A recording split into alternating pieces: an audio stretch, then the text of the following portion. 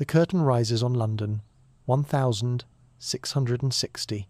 The night is damp, thick with the smell of human waste drifting up from the Thames, where the water runs black and slow. A fog curls like a living thing through the crooked lanes, clinging to the broken teeth of rooftops and the crumbling stone of the city. Carriages thunder past, wheels splashing muck onto ragged beggars who reach out their hands in vain. Drunken laughter peals from tavern doors, where men stagger arm in arm with painted women, their rouge already smudged, their wigs askew. Bells toll distantly from street.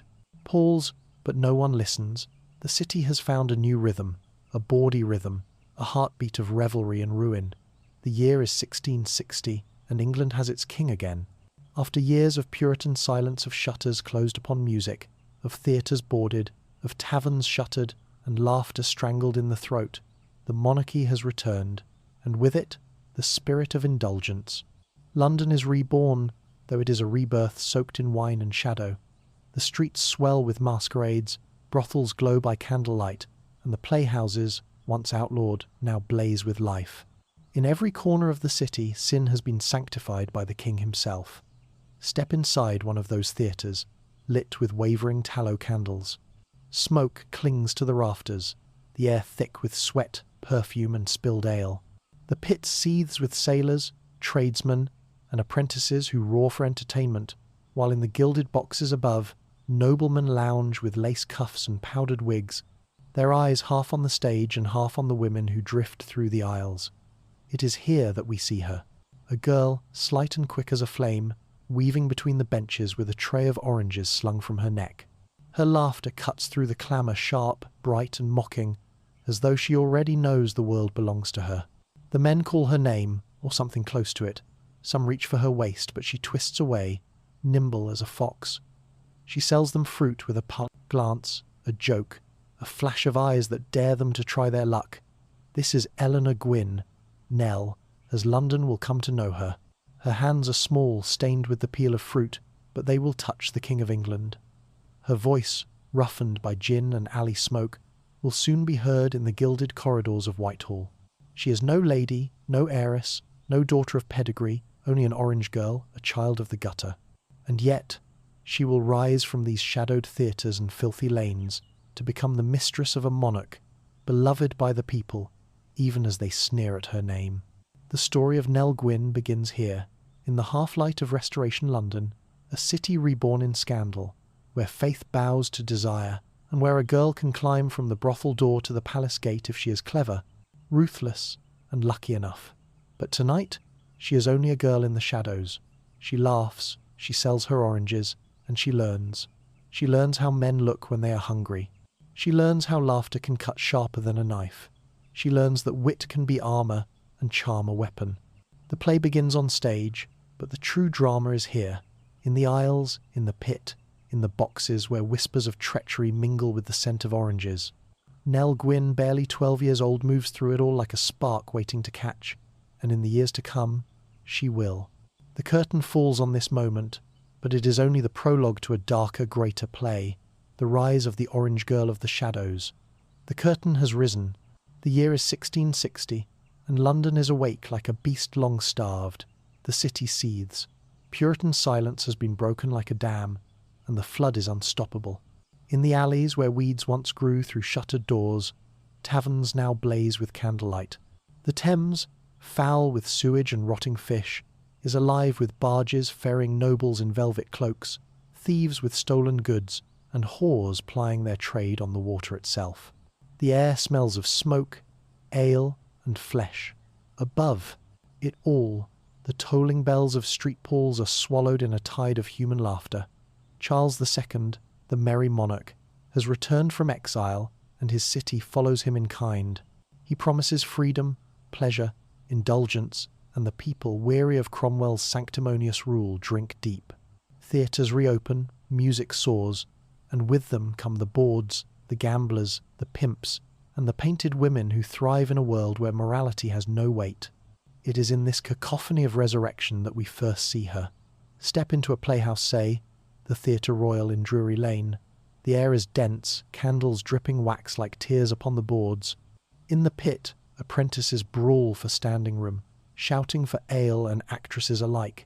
In the gallery, merchants bargain even as actors perform, and in the boxes, velvet draped and shadowed, sit the nobles, their wigs powdered, their eyes as hungry for flesh as for drama. And slipping between them all, barefoot, quick and sly, is a girl. She is perhaps 12, or 14, it is hard to tell, for hunger has stunted her growth and sharpened her bones. She carries a tray of oranges, their skins glowing like embers against the gloom. Her laughter rings above the noise, sharp as a blade, never timid. "An orange, sir, sweet as your mistress, and cheaper by half." She flicks the fruit from her tray into a sailor's hand before he can protest, then plucks his coin with fingers quicker than a pickpocket's. The gentleman leans down to brush her waist. She ducks away, mocking him with a grin. Another heckles her, calling her a whore in training. She throws back her head and laughs a wild, unashamed sound that silences him more effectively than outrage ever could. This is Nell Gwyn, called Nell. Her voice already bears the smoke of taverns and the bite of gin, yet it carries a vitality that none in the room can ignore. She sells her oranges, yes, but she is selling something else too, her wit, her defiance, her presence. Around. But the theatre is more than a stage. It is a marketplace of sin and spectacle. Prostitutes slip in among the benches, whispering offers sweeter than fruit. Noblemen strike bargains in the shadows of their boxes, gold passing hands with the secrecy of confession. Actors strut, bawdy and bold, their words drowned in the din, yet still the crowd roars approval. This is not merely art, it is survival, and Nell is learning. Already she sees the way men hunger, some for power, some for flesh, some only for distraction from the squalor outside these walls. Already she knows that laughter disarms quicker than tears. Already she senses that the theatre is not just a place of performance, but a battlefield where wit, beauty and daring are weapons as sharp as steel. Her story does not begin here, it begins in the gutter. Born in 1650, Nell's earliest cradle was the stench of taverns, her lullabies the curses of drunkards. Her father, a debt-ridden soldier, was dead before she could know him. Her mother, mistress of a bawdy house, drowned in drink and filth before the girl was grown. By rights, Nell should have vanished among the nameless swarm of London's poor another beggar child, another body in the plague pits. But she has something most of them do not, a tongue quick enough to wound, a laugh that refuses to break, and the instincts of a survivor who understands that men will spend coin more easily when they are entertained. So she laughs, she jests, she sells her oranges. The audience on stage declaims lines of vengeance and love, but few listen. Their eyes stray to the aisles, to the boxes, to the girls who dart like sparks through the crowd, and among them, Nell burns brightest. Later, some will whisper that Charles himself first saw her here, in these smoky shadows, long before she ever graced the stage. Others claim she caught the king's eye only after her fame as an actress. The truth has been muddled by time, blurred by gossip, but what is certain is this. Long before she became the people's mistress, long before she entered Whitehall, she was here barefoot, hungry, fearless in the very underbelly of London's rebirth. The night deepens. Outside, the Thames laps at its banks, carrying away the refuse of the day. In Covent Garden, a knife flashes. In a tavern, a drunken song rises. The city is alive, greedy, restless. And within this theatre, in the flicker of candles and the murmur of lust, Eleanor Nell Gwyn sharpens herself like a blade. She does not yet know the heights she will climb, nor the price she will pay. She does not yet see the plague that will scourge the city, or the fire that will reduce it to ashes.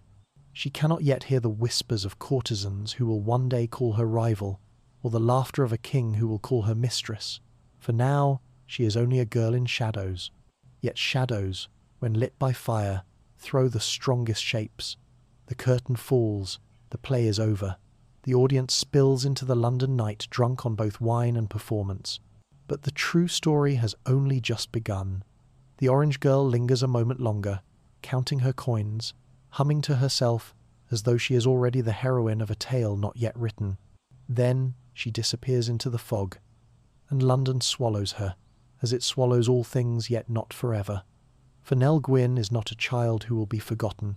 She is the spark in the gutter, the laughter in the plague, the mistress in the palace. She is the embodiment of her age, bawdy, defiant, unashamed. The shadows close, but her light remains. The year 1660 was a resurrection. For nearly 2 decades, England had lived in the shadow of Puritan rule. Oliver Cromwell's iron hand had closed the theatres, silenced music, and driven gaiety underground. The maypoles rotted, the taverns fell silent, and London became a city of watchful eyes and whispered prayers. Even the bells of street Pauls seemed to toll more sternly, as though mourning the pleasures it praise, once blessed. But with the return of Charles II, the pendulum swung violently back. The Restoration was not simply political, it was carnal, decadent, feverish. London became a theatre without walls, a stage upon which desire strutted in lace and velvet. The king himself set the tone. Exiled in France during Cromwell's regime, Charles had steeped himself in the pleasures of continental courts, where mistresses were displayed like jewels and masks shimmered with sensuality. He returned not with solemnity but with a smile, declaring that the people had suffered long enough. He would give them joy again, even if that joy carried rot in its core. The theatres were the first to rise from the ashes. In 1660, Charles granted patents to 2 companies, the King's Company and the Duke's Company, reviving a tradition Puritanism had strangled. For the first time, women were allowed to tread the boards. No longer would boys in wigs play Desdemona or Juliet. Now the audience could see flesh and blood women, their voices sharp, their bodies revealed in daring costumes. The effect was electric. Crowds thronged the playhouses, eager not only for Shakespeare revived, but for the dangerous thrill of real women upon the stage. But the theatre was not simply art, it was commerce, and it was sin. Prostitutes mingled with actresses, noblemen with thieves. An evening's entertainment might begin with tragedy and end with a rendezvous in the shadows. In the pit, apprentices jeered and threw fruit at the stage. In the boxes, aristocrats conducted affairs under the cover of velvet drapes. Behind the curtain, debts were paid not in coin but in flesh. London was alive again, alive and corrupt. Beyond the theatres, the taverns and brothels flourished. In Covent Garden, once a genteel square, bawdy houses spilled their wares openly. The cries of "fresh oysters" mingled with the whispers of "fresh flesh." Pimps prowled like wolves, and painted women called from doorways with laughter that promised both ecstasy and disease. In Drury Lane, the night was a carnival of temptation. Lanterns swung above doorways, spilling yellow light onto muddy streets where coaches jostled for space, carrying lords and whores alike. Inns reeked of ale and sweat, their rafters echoing with songs too vulgar for polite ears. Even the churches could not escape. Priests condemned debauchery in the pulpit, while some sought the same pleasures in secrecy. Yet the glitter had its shadow. While nobles paraded in silks imported from France, the poor starved in hovels not far from Westminster. Children begged barefoot on the Strand, their eyes hollow from hunger. Beggars swarmed at the gates of Whitehall, hoping for scraps tossed from feasts within. Disease lurked in every alley, carried by rats and filth. In 1665, the plague would sweep the city with a scythe, filling pits with corpses stacked like firewood. A year later, the Great Fire would consume the heart of London, reducing wooden houses and taverns to ash. But even in ruin, corruption bloomed. Plague carts rattled down streets where brothels still beckoned. Men embraced death with drink and women's bodies. The fire that destroyed street. Paul's and 1,000 houses also birthed new speculation, as nobles bought up charred ground to profit from rebuilding. London was not merely resilient, it was ravenous. This was the city that shaped Nell Gwyn. A girl could be born in a tavern, daughter of a drunkard and a bawd, and yet rise if she was clever enough, ruthless enough, and charming enough to survive. London offered ladders, but every rung was greased with blood, sweat, and sin. For every woman who ascended, a dozen fell into the grave or the gutter. The Restoration Age was a paradox, a time of laughter, gilded with despair, of beauty clinging to filth, of freedom inseparable from corruption. Charles II's court sparkled with masks, feasts, and mistresses in diamonds, while in the shadows of Covent Garden, women sold themselves for a loaf of bread. Above and below, glitter and gutter, the same city, the same night. Walk from Whitehall's gilded halls to the alleys of street. Giles, and you would see 2 Londons. One, perfumed with roses and musk, ringing with the laughter of lords, the other reeking of dung and sweat, echoing with coughs of the dying. They were not separate, they were entangled. Noblemen visited the brothels as readily as they visited the court. Prostitutes drifted into theatres and sometimes into palaces. The line between vice and virtue was not a wall but a veil, easily lifted. This was the world Nell inherited, a London both restored and corrupted, a London where the theatre was both sanctuary and snare, a London where survival depended not on purity but on the ability to dance between shadows and light. The stage was set, the actors assembled. The city itself was the greatest theatre of all, and soon, in its smoke and laughter and ruin, one barefoot orange girl would learn her role. The curtain lowers, the city holds its breath. Before the laughter, before the oranges, before the velvet of the stage, there was the gutter. Nell Gwyn was born in 1650 in a London still scarred by civil war. Her cradle was not a gilded chamber but a tavern bed, its sheets stinking of gin and sweat. The voices she first heard were not lullabies but curses hurled over tankards, the clatter of dice, the shriek of women quarrelling in gin-fogged rage. Her father, Thomas Gwyn, a former soldier, carried nothing home from the wars but debts and drink. He died soon after, leaving the family not with honour but with hunger. Her mother, Helena, known to most only as Madam Gwyn, was a woman of rough trade, keeper of a bawdy house that squatted like a blister near Covent Garden. To the world it was a tavern of sorts. In truth, its cellars and backrooms sold more flesh than ale. Helena herself was a creature of drink, forever with a tankard in her hand, her tongue loosened by gin until her words slurred into incoherence. She would die as she lived one night. Staggering too close to the river's edge, she slipped into the Thames and drowned, her body found bobbing among refuse and dead dogs. But that was years later. For now, she raised her daughters as best she could. And best was a loose word. Nell and her sister Rose grew up in this bawdy fog, their days spent dodging the blows of drunken patrons, their nights listening to their mother laugh and weep in equal measure. They saw women come and go, their rouge fading, their teeth loosening, their eyes hollowed by disease. They learned early that a woman's body was coin, and coin was the only barrier between survival and the plague pits. The neighbourhood itself was a school of cruelty. Covent Garden was no genteel square in the 1,650 seconds, but a theatre of vice.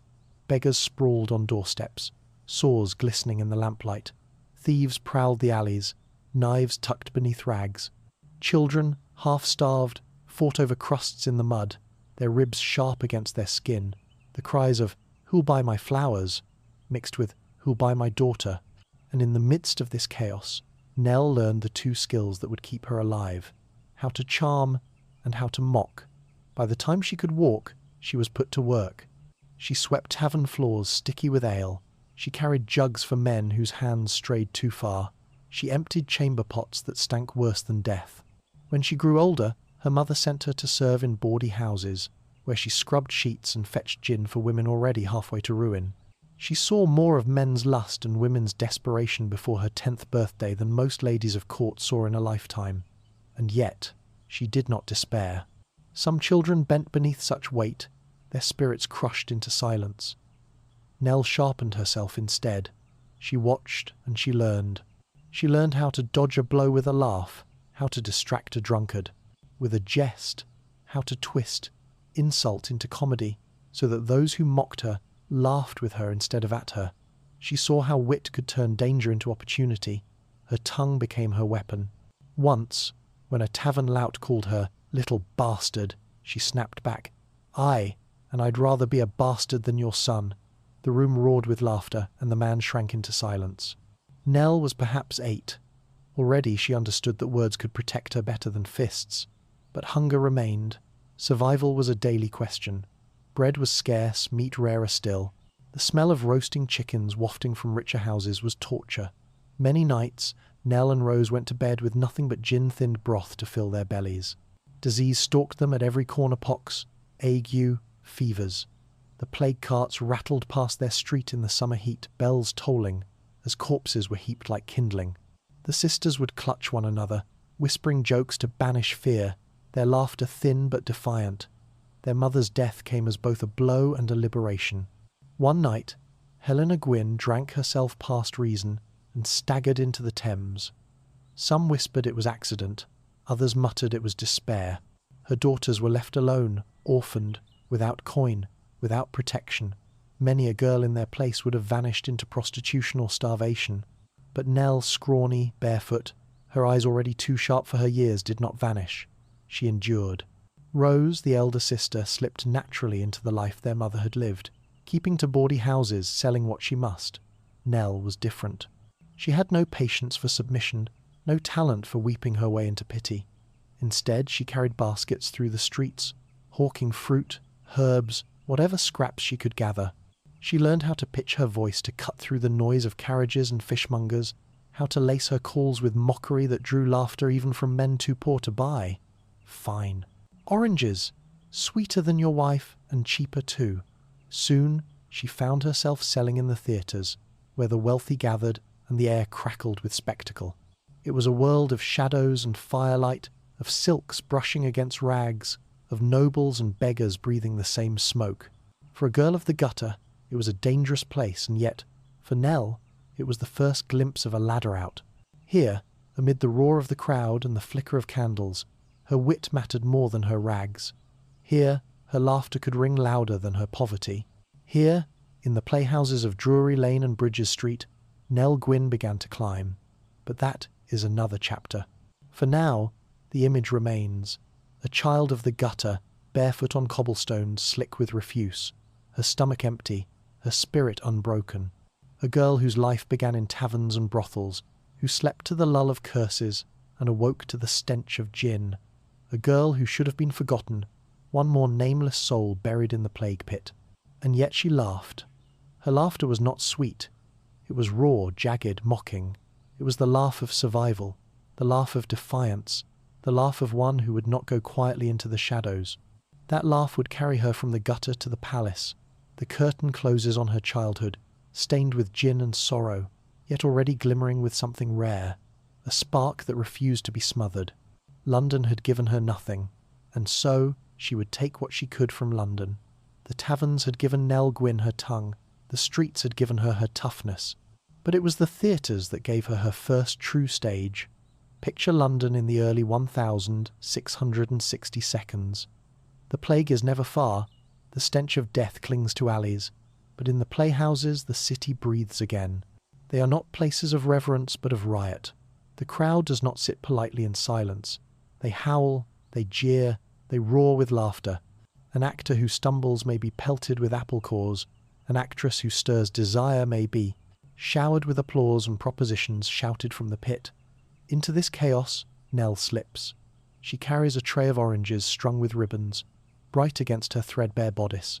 To the crowd, she is no more than a servant girl, a child of the pit, but she makes herself unforgettable. Oranges, ripe as the ladies in the boxes. She cries, her voice darting like a knife across the smoke and din. She learns the rhythm of the audience. When a scene drags, she pipes up with a jest, earning more laughter than the actors. When drunks quarrel, she wades in, throwing an orange with such precision that the pit erupts in cheers. She becomes part of the entertainment, sharp, sly, impossible to ignore. The men notice her first. Sailors pinch her. She slaps them back with a wit quicker than her hand.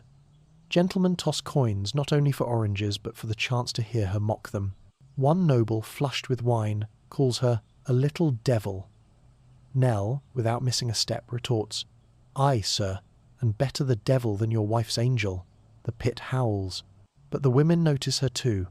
The actresses, those daring creatures who have only just stepped onto the stage by royal decree, watch this orange girl with wary amusement. They see how she commands attention, how she wrings laughter from the rowdiest crowd. They see a spark in her that mirrors their own. The theatres themselves are worlds within worlds. Backstage, powdered nobles slip through to meet with actresses, coin and promises exchanged behind painted flats. Musicians drink as they play, their fiddles scraping out tunes half drowned in the din. Prostitutes blend with stage hands, playwrights argue with debtors. It is a carnival of chaos, where art and vice embrace without shame. For Nell, it is intoxicating. Here, she is not just a gutter child. Here, her laughter has value. Here, Her wit buys her more than bread, it buys her recognition. Actors begin to speak to her, testing her banter. Playwrights smirk at her audacity. The managers take note of the girl who sells fruit and yet holds her own against any heckler. And soon, she is more than an orange seller. Legends say the theatres of London were not built for comfort. They were draughty wooden caverns, their beams black with soot, their benches sticky with spilled ale. Yet to Nell, they were palaces compared to the stinking taverns and narrow alleys she had known. Here, for a few hours, the poor could roar at kings brought low on stage, and the rich could mingle with vice under the excuse of art. The playhouses were both temple and brothel, pulpit and pit. By day, Nell would wander Covent Garden's markets with her basket, the air thick with the cries of hawkers. Roses, sweet herbs, hot pies. She sold oranges, rare and exotic, carried up the river by ships from Spain or the Mediterranean. The fruit was costly enough that only the well-to-do could buy, but Nell turned her sales into a performance. "An orange, sir? Juicy as your mistress, and she'll not sour in a week," she'd call, sending a ripple of laughter through the crowd. One day a gentleman tried to haggle her down to half price.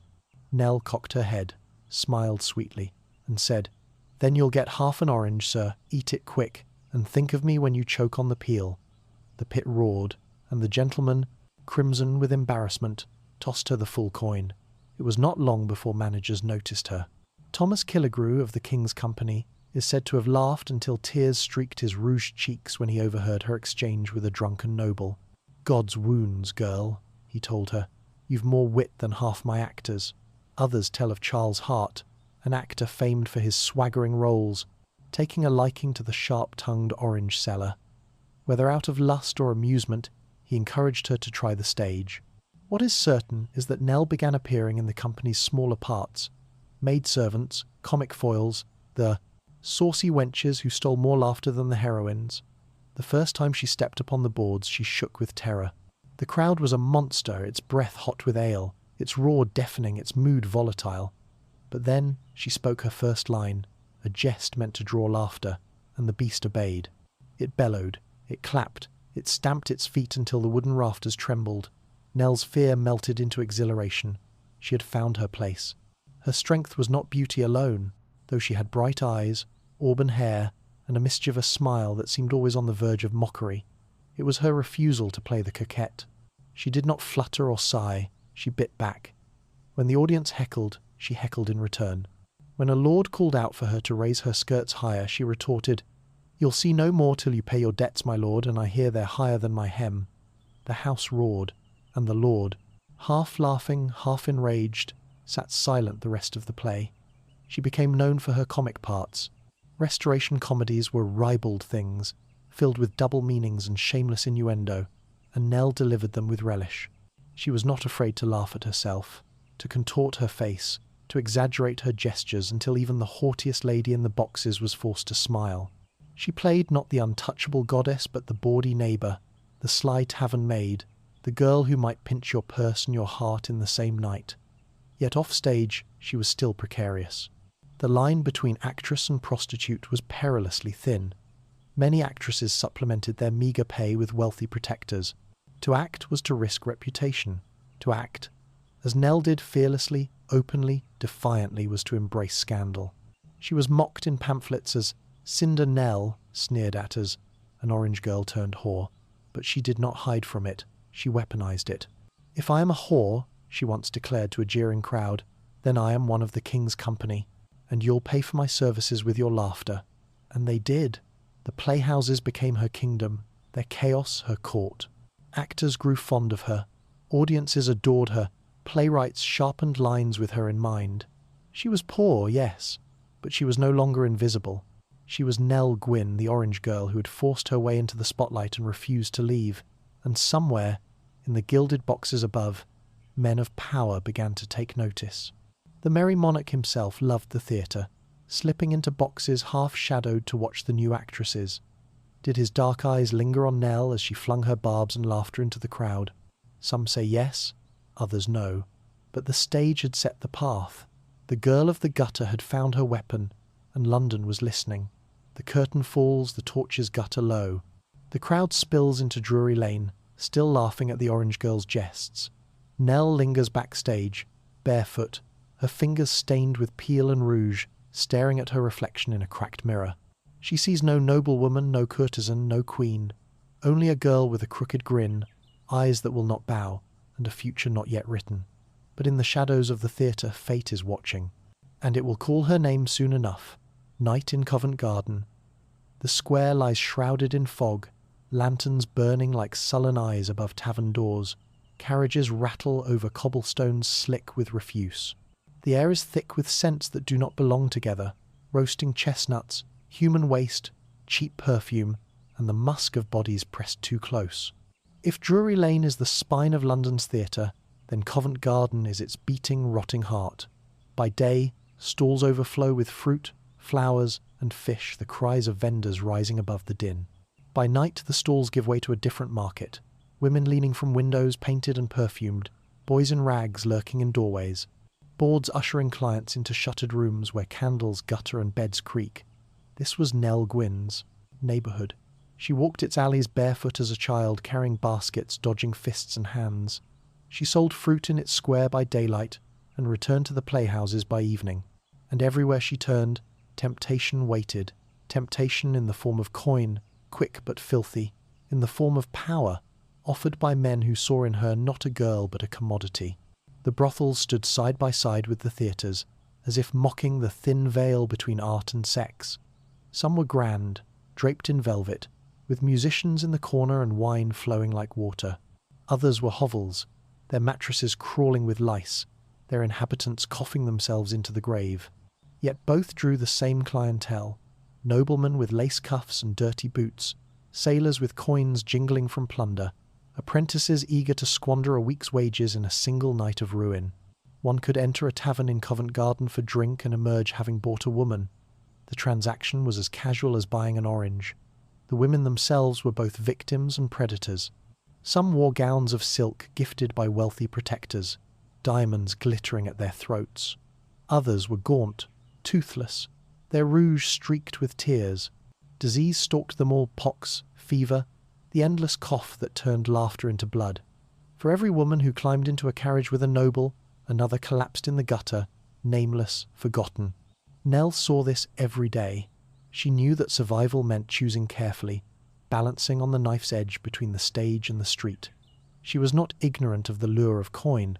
When her stomach ached with hunger, when her lodgings were too cold, the temptation to sell more than oranges pressed close. Many of her companions, other orange girls, other bawdy house daughters, succumbed. But Nell's weapon was different. She learned to barter with her wit rather than her body, to flirt without surrender, to laugh without yielding. She sold laughter as other girls sold flesh, and laughter, she discovered, could be as intoxicating as lust. Still, she could not avoid the district's dangers. Walking home from the playhouses, she passed drunken fights that ended in blood on the cobblestones. She saw women beaten by clients, their cries swallowed by the fog. She saw plague carts roll past even in times of revelry, corpses piled high while boards shouted for business across the street. The contrast was relentless, the glamour of lace and candlelight set against the stench of death. Covent Garden was a mirror of London itself. Above, nobles laughed in the theatres. Below, beggars rotted in the alleys. And between them, figures like Nell danced neither wholly of one world nor the other, surviving by instinct, wit, and sheer audacity. By the 1,660 the district had become infamous. Foreign visitors wrote of its filth and its fascination. Here is both heaven and hell, one diarist observed. A man may step from a sermon to a sin in the space of a street, the Church of Street. Paul's, newly built by Inigo Jones, stood proudly in the square, its portico shadowing the very brothels that lured men from its steps. Holiness and corruption, cheek by jowl. It was in this setting that Nell shaped herself. She was not sheltered from vice, she was forged by it. She learned how to jest with the drunk without becoming his prey, how to charm the noble without becoming his possession. She learned that the stage and the brothel were cousins, both selling illusions, both demanding performance, and she chose her path with ruthless clarity. If she was to sell herself, it would be through wit and laughter, not through surrender. But the temptations never vanished. Rival orange girls mocked her, accusing her of sleeping her way into favour. Pamphleteers whispered of assignations in back rooms. Some stories may have been true, others slander. In Covent Garden, rumour was as common as mud, and often as filthy. Nell bore it all with a grin. She turned insult into yest, into weapon. When a rival accused her of being no better than a whore, Nell laughed and replied, "Then I'll be the best whore in London, and you'll be left with the scraps." The crowd roared, and the rival slunk away. The streets hardened her, the theatres polished her. Between them she became something rare, a woman who could walk among bawds and courtiers alike, who could mock a noble and have him laugh instead of strike, who could face the corruption of Covent Garden and turn it into fuel for her rise. The temptation of Covent Garden was not simply the lure of vice. It was the lure of power, power bought with beauty, sold with submission. Many women took it and paid the price. Nell did not refuse it entirely, but she bent it to her own design. She would not be consumed by Covent Garden. She would use it, climb it, escape it, and soon she would. For in the theatres rising from these streets she was no longer just an orange girl. She was becoming an actress of renown, her laughter as sharp as any sword, her wit as alluring as any body. And in the shadows of Covent Garden's brothels, whispers began. The little bawdy girl from Drury Lane was rising higher than any of them could have imagined. The curtain closes on Covent Garden, its lanterns flickering in the fog, its cries fading into the night. But the temptations remain, waiting for the next girl to stumble, the next soul to fall. Nell does not fall. Not yet. Covent Garden at night was not simply a district, it was a theatre more lurid than any stage. The square was the prologue, the alleys, the acts, the brothels, the climax. Every door concealed a scene, every window a performance. The fog, heavy and foul, was the curtain that bound them all. The sounds told the story first.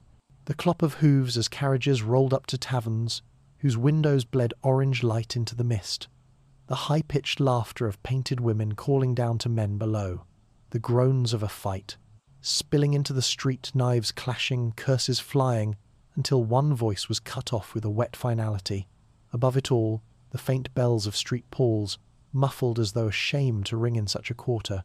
The sights were no less vivid. At one doorway, a bawd in a wig that shed more powder than hair leaned out to beckon clients, her rouge thick enough to crack when she smiled. At another, a boy no older than Nell herself offered fresh meat, with the practised leer of a man 3 times his age. Lanterns swung from hooks, casting long shadows that danced across peeling plaster and broken shutters. Rats darted between refuse piles, bold as cats.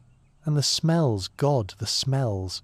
The acrid stench of piss in the gutters, mingled with the sweetness of spilled wine.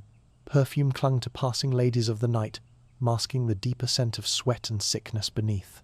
From the market stalls came the reek of rotting fruit, mingled with oysters sold from buckets of dubious water. The air itself was a broth of sin, hunger, and death. This was the world Nell navigated each evening, a tightrope walk between temptation and survival. She could not avoid its snares. Men approached her constantly, some with coins gleaming, others with promises of patronage, still others with nothing but hands too quick and eyes too bold. For many girls, refusal meant a beating, or worse. But Nell had her armour, her wit. A noble once blocked her way, dangling a coin before her face. "1 orange," he said, "and perhaps something sweeter after." Nell snatched the coin, tossed him the orange, and snapped back, "Sir, I sell fruit, not folly. And sweeter? My dog licks cleaner than you." The man gaped. The crowd erupted. He slunk away, shamed not by refusal but by laughter. Nell walked on untouched. It was not only men she contended with. The other orange girls were rivals as much as sisters. Some envied her sharp tongue, her rising reputation in the playhouses. They whispered that she had already sold herself, that her wit was nothing but the coin of a whore. Nell parried their malice as she did the men's, with ridicule sharpened to a blade.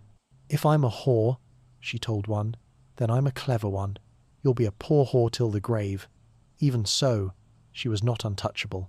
Hunger gnawed, cold pressed close, and temptation lurked in every corner. A single night's surrender could mean warmth and bread for a week. Many of her companions made that choice, some never returning from the brothel's embrace. Nell resisted not from virtue but from calculation. She knew that if she was to sell herself, it would be on her own terms, not as another nameless body in a Covent Garden room. The legends of the district wrapped themselves around her story. Later chroniclers whispered that she once served in a notorious house run by Madame Ross, famed for girls as young as Nell. Others claimed she briefly donned the silks of a courtesan, only to cast them aside in favour of the stage. Truth and myth are tangled here, like ivy choking stone. What is certain is that Nell knew the world of brothels intimately, not as a stranger, but as one who had grown up among their doors. And perhaps that was her genius. Where others were consumed by Covent Garden, Nell absorbed it, transformed it. She took its cruelty, its filth, its relentless barter of flesh, and transmuted it into laughter. She stood on stage and mocked the very men who prowled those streets, mocked the very bargains that destroyed women daily. She turned vice into comedy, suffering into satire. To the poor, she was one of them, proof that laughter could be a weapon against despair. To the rich, she was exotic, a taste of the gutter made palatable by wit. And to herself, she was simply surviving, one jest at a time. But Covent Garden left its mark. No matter how high she rose, no matter how richly she was dressed in later years, the scent of these streets clung to her reputation. To some, she was forever Cinder Nell, the bawdy girl of the garden. To others, she was proof that even the foulest alleys could breed stars. As she left the square each night, tray empty, pockets jingling faintly with coin, Nell must have felt both pride and unease. Pride that she had outwitted danger once again. Unease that tomorrow the temptations would return, hungrier than ever. Covent Garden devoured girls daily. That she escaped its jaws was no small miracle. But she did escape because she learned to turn the district's temptations into tools. She learned to laugh louder than her hunger, to wield mockery against violence, to make herself spectacle rather than victim. And soon, that survival would become performance. That performance would become fame, and fame would carry her to the king himself. For now, the fog rolls heavier, swallowing the lanterns one by one. The cries of the boards fade into whispers. Somewhere, a woman coughs until silence takes her. Somewhere, a knife finds flesh. Somewhere, Nell slips home, humming to herself. The coins in her hand a meagre shield against the night. Covent Garden waits. It always waits. But Nell Gwyn will not be its prey. She is already walking out of its shadow, toward the light of the stage. The stage was no longer a place Nell sold fruit. It was a place where she sold herself, her voice, her laughter, her defiance. The King's Company, granted patent by Charles II himself, had begun drawing London's hungry crowds. Thomas Killigrew, its director, was a man of scandal and wit, a rake who believed theatre was meant not to elevate but to entertain. He knew the public wanted laughter, wantonness, and scandal dressed as art, and in Nell Gwyn he found a girl made for such a stage. Her first true parts were small maids, wenches, jesters who served to mock their betters. Yet from the beginning she stole the scene. The audience leaned forward when she entered. They laughed before she spoke, as if they knew a jest was already coming. She moved with the natural grace of one who had danced through danger all her life. One evening, when the crowd grew restless during a tedious tragedy, Nell burst upon stage in a comic role. A heckler from the pit shouted, "Off with her, she's but a whore dressed for play!" Nell turned, fixed him with her sharpest grin, and cried, "Then you'll get your money's worth, sir, for I play better than you pay." The house erupted. Even the noblemen in their boxes stamped their canes in approval. Word spread quickly. There was a new star at the King's Company, not for beauty alone, but for audacity. Other actresses fluttered their lashes, spoke in lilting tones, played their parts with dignity. Nell laughed, mocked, sprawled across the stage as if it were her tavern, and the people adored her for it. She did not pretend refinement, she flaunted her roughness, turned her Covent Garden scars into punchlines. Her genius was comedy. Restoration audiences craved bawdy humour after years of Puritan silence, and Nell gave it to them in torrents. She delivered double entendres with a wink that made the pit howl. She threw herself into farce with abandon, not caring if she smeared her rouge or split her gown in mockery. Where others played at being noble women, Nell played the people, the sly maid. the cheeky servant, the bold tavern wench who always had the last word. And for the first time in her life, laughter was not survival, it was triumph. She became notorious not just for her roles, but for her tongue off stage. She sparred with actors, mocking their pompous airs. She drank with stagehands, out-cursing them at dice. She teased noble patrons, sometimes drawing their coin, sometimes their scorn. She cared little which she won, so long as she had the last word. God save us, playwright John Dryden once sighed. There is no silencing the Gwyn.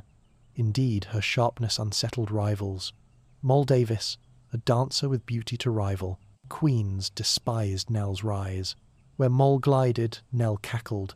Where Moll wept prettily in tragedy, Nell roared in comedy. The men who visited both women compared them endlessly, and the rivalry grew bitter. Nell answered the slander with mockery. Moll's voice is like a lute string sweet enough to pluck, but it breaks at the first tug. On stage, she grew bolder. In comedies by Dryden and Etheridge, she improvised, adding barbs of her own. The playwrights grumbled, but the audiences loved her too much to stop her. She blurred the line between script and life, until no one could tell where Nell the actress ended and Nell the woman began. London's pamphleteers took notice. They caricatured her as Mistress Nell, the bawdy darling of the pit, half actress, half prostitute, wholly scandalous. They sneered at her origins, calling her Cinder Nell of Covent Garden, yet every insult only made her name spread further.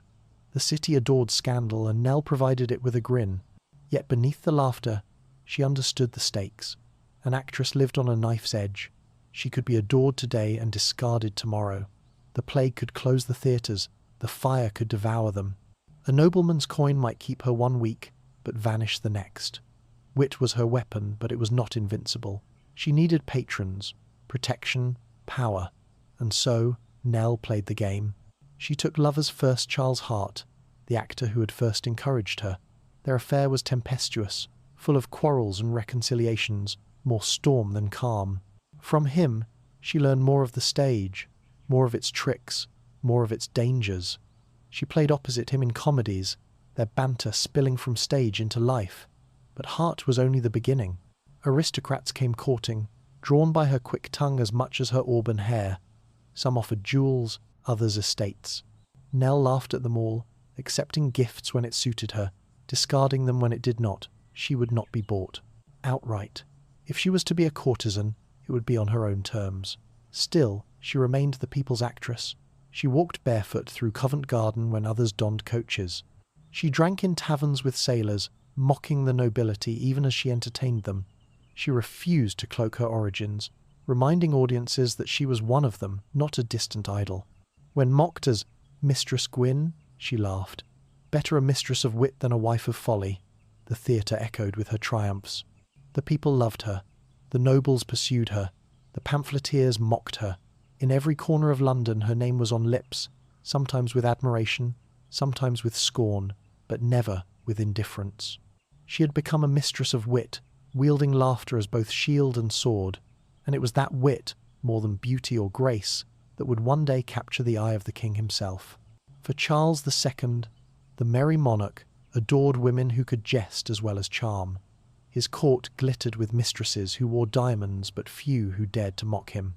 Nell Gwyn, orange girl turned actress, would prove unlike them all, but that moment still waited. For now, she was the darling of the stage, the bawdy jewel of the playhouses, adored and reviled in equal measure, and the city, corrupt and glittering, whispered her name louder each night. The curtain falls, but Nell does not bow. She grins, tosses an orange into the pit, and walks off stage laughing. He began to perform in between acts, mimicking the nobles in their boxes, mocking their wigs and their airs until the audience roared with delight. Some accounts claim she first appeared as a dancer, her steps crude but spirited, her movements alive with raw energy. What is certain is that by her early teens, Nell had moved from the aisles of the playhouse to its boards. It was an audacious leap. Women on the stage were still a novelty, still eyed with suspicion, still whispered about as no better than prostitutes, and often they were right, many actresses doubled as courtesans, selling both performance and companionship. But to Nell, this was not shame, it was survival. sharpened into spectacle. Her debut roles were bawdy, comic, brazen. She did not play the delicate lady or the tragic heroine. She played the chambermaids, the wenches, the sly girls who turned the joke back on their masters. And she was brilliant at it. Her laughter, once raw and gutter-born, now rang like a weapon forged for the stage. When the crowd jeered, she jeered louder. When they mocked her accent, she mocked their wigs. When a noble shouted for her to show her legs, she hiked her skirts to the knee and quipped, "A sight more honest than your purse, sir." The theatre shook with laughter. Her fame grew quickly. Men came not just to see the play, but to hear what Nell would say. She was unpredictable, untamed, and utterly herself. Other actresses simpered. Nell spat fire. Others courted refinement. Nell embraced her roughness. She did not try to hide her origins. She flaunted them, turning the insult of Orange Girl into a badge of victory. Off stage, her life was no less entangled with the theatre's vices. She drank with actors, laughed with prostitutes, gambled with stagehands. She was of their world, yet she stood apart, her wit always lifting her above the mire. Lovers came and went first, small men of the pit, then grander patrons drawn by her audacity. She took what she could, gave little in return, and moved always upward. The playhouses became her crucible. In them, she learned not just how to act, but how to wield herself as both weapon and shield. She understood that beauty faded, but laughter endured. She knew that wit could earn what tears could not. She grasped that in a city where women's bodies were bought and sold, a quick tongue could command more than a painted face. And so, the Orange Girl became an actress who would one day become something more dangerous still. For in the boxes, watching her mock and dazzle, sat men of power. Lords, courtiers, and even the king himself would one day take note of her. What began as a child's jest in the aisles would end in royal chambers, where wit and laughter became as seductive as beauty. But not yet. For now, she is still a child of the playhouses, half street urchin, half starlet, learning her craft in the smoky air of London's reborn theatres. The crowd loves her, mocks her, desires her. She loves them back in her own way, not with devotion, but with a bond born of shared vulgarity, shared laughter, shared survival. The stage lights dim, the play ends. The crowd spills into the night, their laughter echoing down Drury Lane. And Nell, wiping sweat and powder from her face, lingers a moment longer, her eyes bright, her grin feral. She has tasted the stage, and she knows she will not let it go. The gutter is behind her now. Ahead lies Covent Garden, Drury Lane, the bawdy heart of London, and beyond that, the palace itself. The curtain falls, but the play has only just begun. The boards of the King's Company stage creaked beneath Nell's bare feet. She never mastered the aristocratic glide, nor did she try. She stamped, she strutted, she sprawled with a bawdy ease that thrilled the pit and unsettled the boxes. On stage, she had no fear. Her voice, though not sweet, was strong, carrying over the jeers of sailors and the laughter of apprentices. She could turn a line into a weapon, a pause into a jest. Unlike the trained actresses who strove for refinement, Nell made herself raw, unpredictable. She seemed to speak not from a playwright's pen, but from her own street-born tongue. The people adored it. They did not want statues, they wanted life. Her comic roles became legendary. In one farce, she played a maid caught between two suitors, one noble, one poor. As the noble boasted of his estates, Nell turned to the audience, rolled her eyes, and muttered, "And none so empty as his purse." The line was not in the script. The house erupted. The nobleman in the box, who recognized himself in her barb, laughed despite his wounded pride. In another play, she played a chambermaid who swapped places with her mistress. When a gentleman in the pit shouted, "Show us which is which," Nell flipped her skirts up to her knees and cried, "You'll know me by my legs, sir, they're as honest as my wit." The pit thundered approval, stamping until dust shook from the rafters. Every performance became a duel between Nell and her audience. She thrived on hecklers, baiting them into battle and always emerging victorious. For the rough men of London, this was electrifying. Here was a woman who did not bow, who did not plead, who answered insult with sharper insult still. They cheered her not only as an actress, but as a champion of their own vulgar defiance. But she was more than a creature of the pit. In the gilded boxes, aristocrats watched her with fascination. They saw not just a wench with a quick tongue, but a rarity, a woman who dared to mock them and whom they could not silence. To flirt with Nell was to risk ridicule. To patronize her was to court laughter at one's own expense. Yet this danger only made her more alluring. Playwrights adapted to her presence. John Dryden, though exasperated by her improvisations, could not deny her magnetism. He gave her lines sharper, bawdier, more suited to her style. George Etheridge and William Wycherley, masters of Restoration comedy, praised her timing, her ability to lift even their most scandalous double entendres into something sparkling. She blurred the line between actress and co-author, reshaping the very scripts that made her famous. Yet for every admirer, there was a detractor. Pamphleteers sharpened their quills against her, painting her as an orange peddler raised to harlotry. One broadside sneered, "She sells her wit as once she sold her fruit, by slice and taste never whole." But if they hoped to shame her, they failed. Nell laughed at the satires, sometimes quoting them back on stage to the audience's delight. Insult became ammunition. Her fellow actresses envied and resented her. Moll Davis most of all. Moll was beauty incarnate, her voice like honey, her face like porcelain. She danced with elegance Nell could never match. But while Moll seduced with sweetness, Nell conquered with laughter. The rivalry was whispered in taverns and thundered in pamphlets. Which mistress of the stage would rise higher? Which would capture the king's notice first? Nell, ever irreverent, mocked the comparison. "Moll has a voice to melt butter," she quipped, "but give me a crust of bread, and I'll make a meal of it." Her fame was not confined to the stage. She moved through taverns and coffee houses with the same brazenness. She gambled at dice, laughed with sailors, traded insults with whores and lords alike.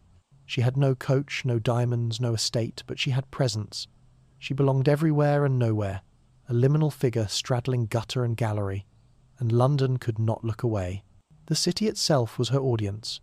Gossip carried her name from Covent Garden to Whitehall. She was a curiosity, a girl of the stews who mocked nobles to their faces, a bawdy actress who wielded wit like a rapier. Some despised her, others adored her, but all spoke of her. In an age when women were silenced, Nell Gwyn was unignorable. Her lovers multiplied. Charles Hart, her first protector, grew weary of her sharp tongue and fiery temper. Their quarrels became legendary backstage, ending with laughter or tears depending on the night. Nobles circled, offering her coin, jewels, protection. She accepted some, refused others, but unlike many courtesans, she was never wholly owned. "I'll not be kept," she once told a suitor, "unless kept in laughter." Yet even laughter could not shield her from danger. The theatres were precarious fires, plague, or politics, could shutter them overnight. A woman's reputation was fragile, always at risk of being destroyed by rumour, and though Nell turned slander into jest, she knew her survival depended on more than wit alone. She needed power, and power meant patrons. That patronage would soon come from the highest place in England, for Charles II, the merry monarch, adored the theatre. He came often, slipping into his box with mistresses at his side. He relished actresses who dared to mock, who brought him laughter as well as beauty. And among them all, none would delight him more than the orange girl turned comic queen Nell Gwyn. But that moment still waited. For now, Nell was the mistress of wit, reigning not in Whitehall but in the smoky playhouses of Drury Lane. She strutted, she jeered, she laughed until the rafters shook. She was adored, reviled, envied, desired. She was no longer of the gutter, yet not yet of the court. She was suspended in the liminal world of the theatre, where vice and art wove together in candlelight. The curtain falls, the crowd storms into the night, roaring Nell's name. And backstage, she sits with rouge-smeared wig askew, coins clutched in her hand, smiling as if she has already won a kingdom, because in her way, she has. The stage had given Nell Gwyn laughter, but laughter alone could not secure her future. Restoration, London was a city where actresses balanced always on a knife's edge. The theatre might lift a woman into fame, but it could as swiftly drop her back into the gutter. To survive, actresses needed more than applause, they needed patrons. And Nell, ever pragmatic, began to choose hers. Her first protector of note was Charles Hart, the actor whose swagger on stage was matched by his vanity off it. Hart had once been her mentor. coaching her in roles, teaching her the subtleties of timing and gesture, but their relationship blurred quickly into something else. He was handsome, well-connected, and eager to claim the rising star as his mistress. Nell, sharp-eyed, recognized both the advantage and the danger. Their affair was a tempest. They quarrelled in taverns, reconciled in bed, fought again in the wings of the theatre. Nell mocked him mercilessly, even as she warmed his sheets. Heart demanded loyalty. Nell refused to be possessed. Yet from him, she learned more of the stage, more of its politics, more of the way actresses could wield their fame into power. Still, she knew heart was not enough. He was an actor, not a lord. He could offer her love, perhaps, but not protection. And so, Nell allowed herself to be courted by men of higher station. The nobles of London were fascinated by the new breed of women who trod the stage. They were not cloistered ladies of court, nor nameless prostitutes of the stews, but something between women who could be seen, desired, celebrated, and mocked all at once. For men who craved novelty, they were irresistible. Nell's suitors included men of wealth and title, eager to parade the wit of the playhouse in their beds. Some offered her silks, others jewels. One lord, besotted, is said to have offered her a carriage gilded with gold. Nell accepted his trinkets, but not his leash. She remained slippery, refusing to let herself be wholly claimed. Her refusal to be kept unsettled her rivals. Many actresses, faced with the precarity of their careers, eagerly bound themselves to wealthy protectors. Moll Davis, Nell's most infamous competitor, did so with practiced grace. Moll was everything Nell was not: delicate, soft-voiced, a dancer whose beauty was whispered to rival Venus herself. She played the coquette where Nell played the bawd, sang sweet songs where Nell barked comic barbs. The court adored her refinement, and men paid dearly for her favours. To many, she was the epitome of Restoration femininity. But Moll and Nell could not share a stage without tension. Their rivalry was both professional and personal, their differences exaggerated by pamphleteers who thrived on scandal. Moll the songbird, Nell the jester. One broadsheet sneered, another mocked. Davis charms with eyes, Gwyn with tongue. One sings, the other bites. Nell, ever quick with words, turned the comparisons into ammunition.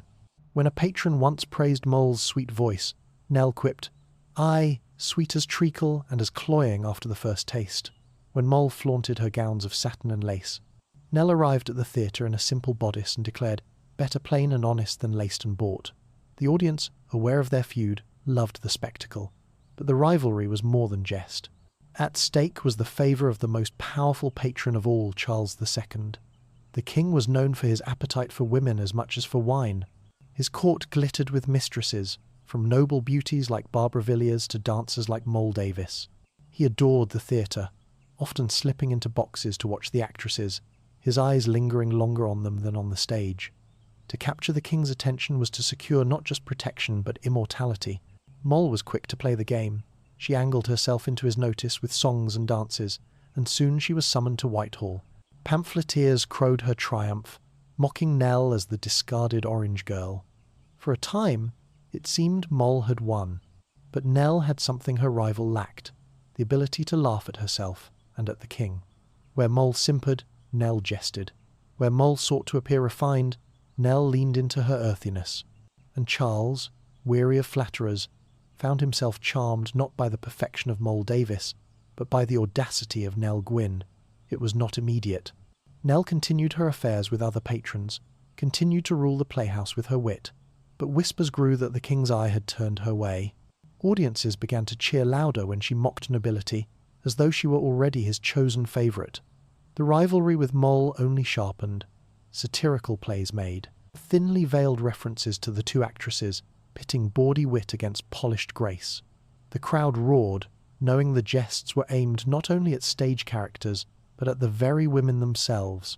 Theatre, brothel, and palace blurred into one tangled world of lust and laughter, scandal and survival. Nell thrived in the chaos. She was mistress of none, but rival to all, her sharp tongue keeping her always just beyond reach. She accepted lovers but gave no man her soul. She sparred with rivals but refused to bow. She laughed at slander, turned mockery into fame, And through it all she climbed, from orange girl to actress, from actress to courtesan, from courtesan to rival of the king's mistresses. Her wit had carried her farther than beauty alone ever could, yet even she could not deny it. The game was changing. Soon it would not be enough to duel with hecklers or spar with Moll Davis. Soon she would face her greatest test, the attention of the king himself. The curtain falls on this act, the stage dimmed, the taverns roaring. Nell stands at the centre, grinning, coins jingling in her bodice, laughter still echoing. She has played her part well, but the next role will demand more than wit. The orange girl of Covent Garden is about to become the mistress of a king. The playhouse was a battlefield, and not only for actors. It was a place where women fought for survival with rouge, laughter, and the curve of a smile. Every actress knew that her fame on stage might last a season. Her place in a patron's bed could last longer if she played her cards well. Nell Gwyn understood this game, though she played it differently than most. With Charles Hart, she had tasted the life of being kept. He was a seasoned actor, nephew to the famous William Davenant, and one of the King's Company's shining stars. Hart brought her into his world, taught her to project her voice, to time her pauses, to read an audience as one might read a lover. In exchange, he demanded, fidelity and obedience. Nell gave him neither. Their affair was a spectacle in itself. They quarrelled backstage so loudly that stagehands swore they provided more entertainment than the play. Once, when Hart accused her of being ungrateful, Nell snapped back before the entire company. Ungrateful? For teaching me to strut and shout? Aye, and you've taught me how to suffer pomposity too. The actors roared. Hart stormed away.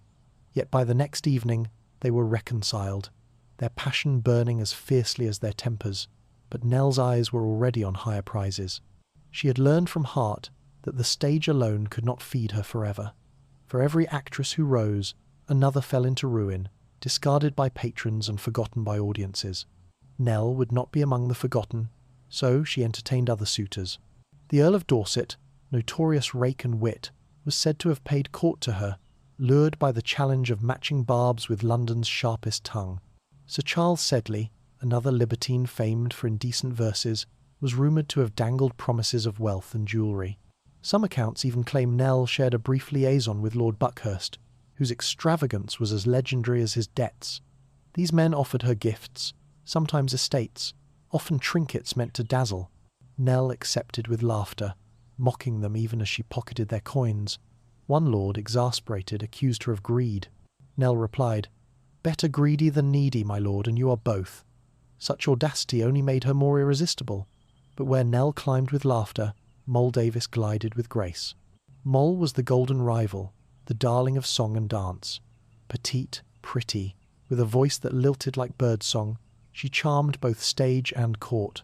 She wore gowns of satin and lace, her hair curled into perfection, her demeanour as sweet as her smile.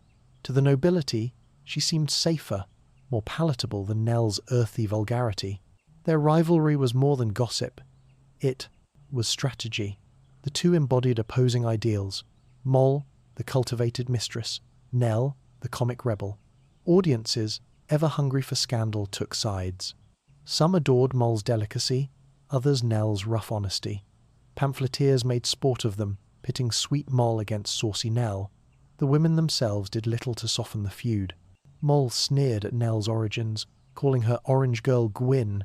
Nell retorted publicly, "Aye, and I'll sell more laughter with one orange than Moll with 100 songs."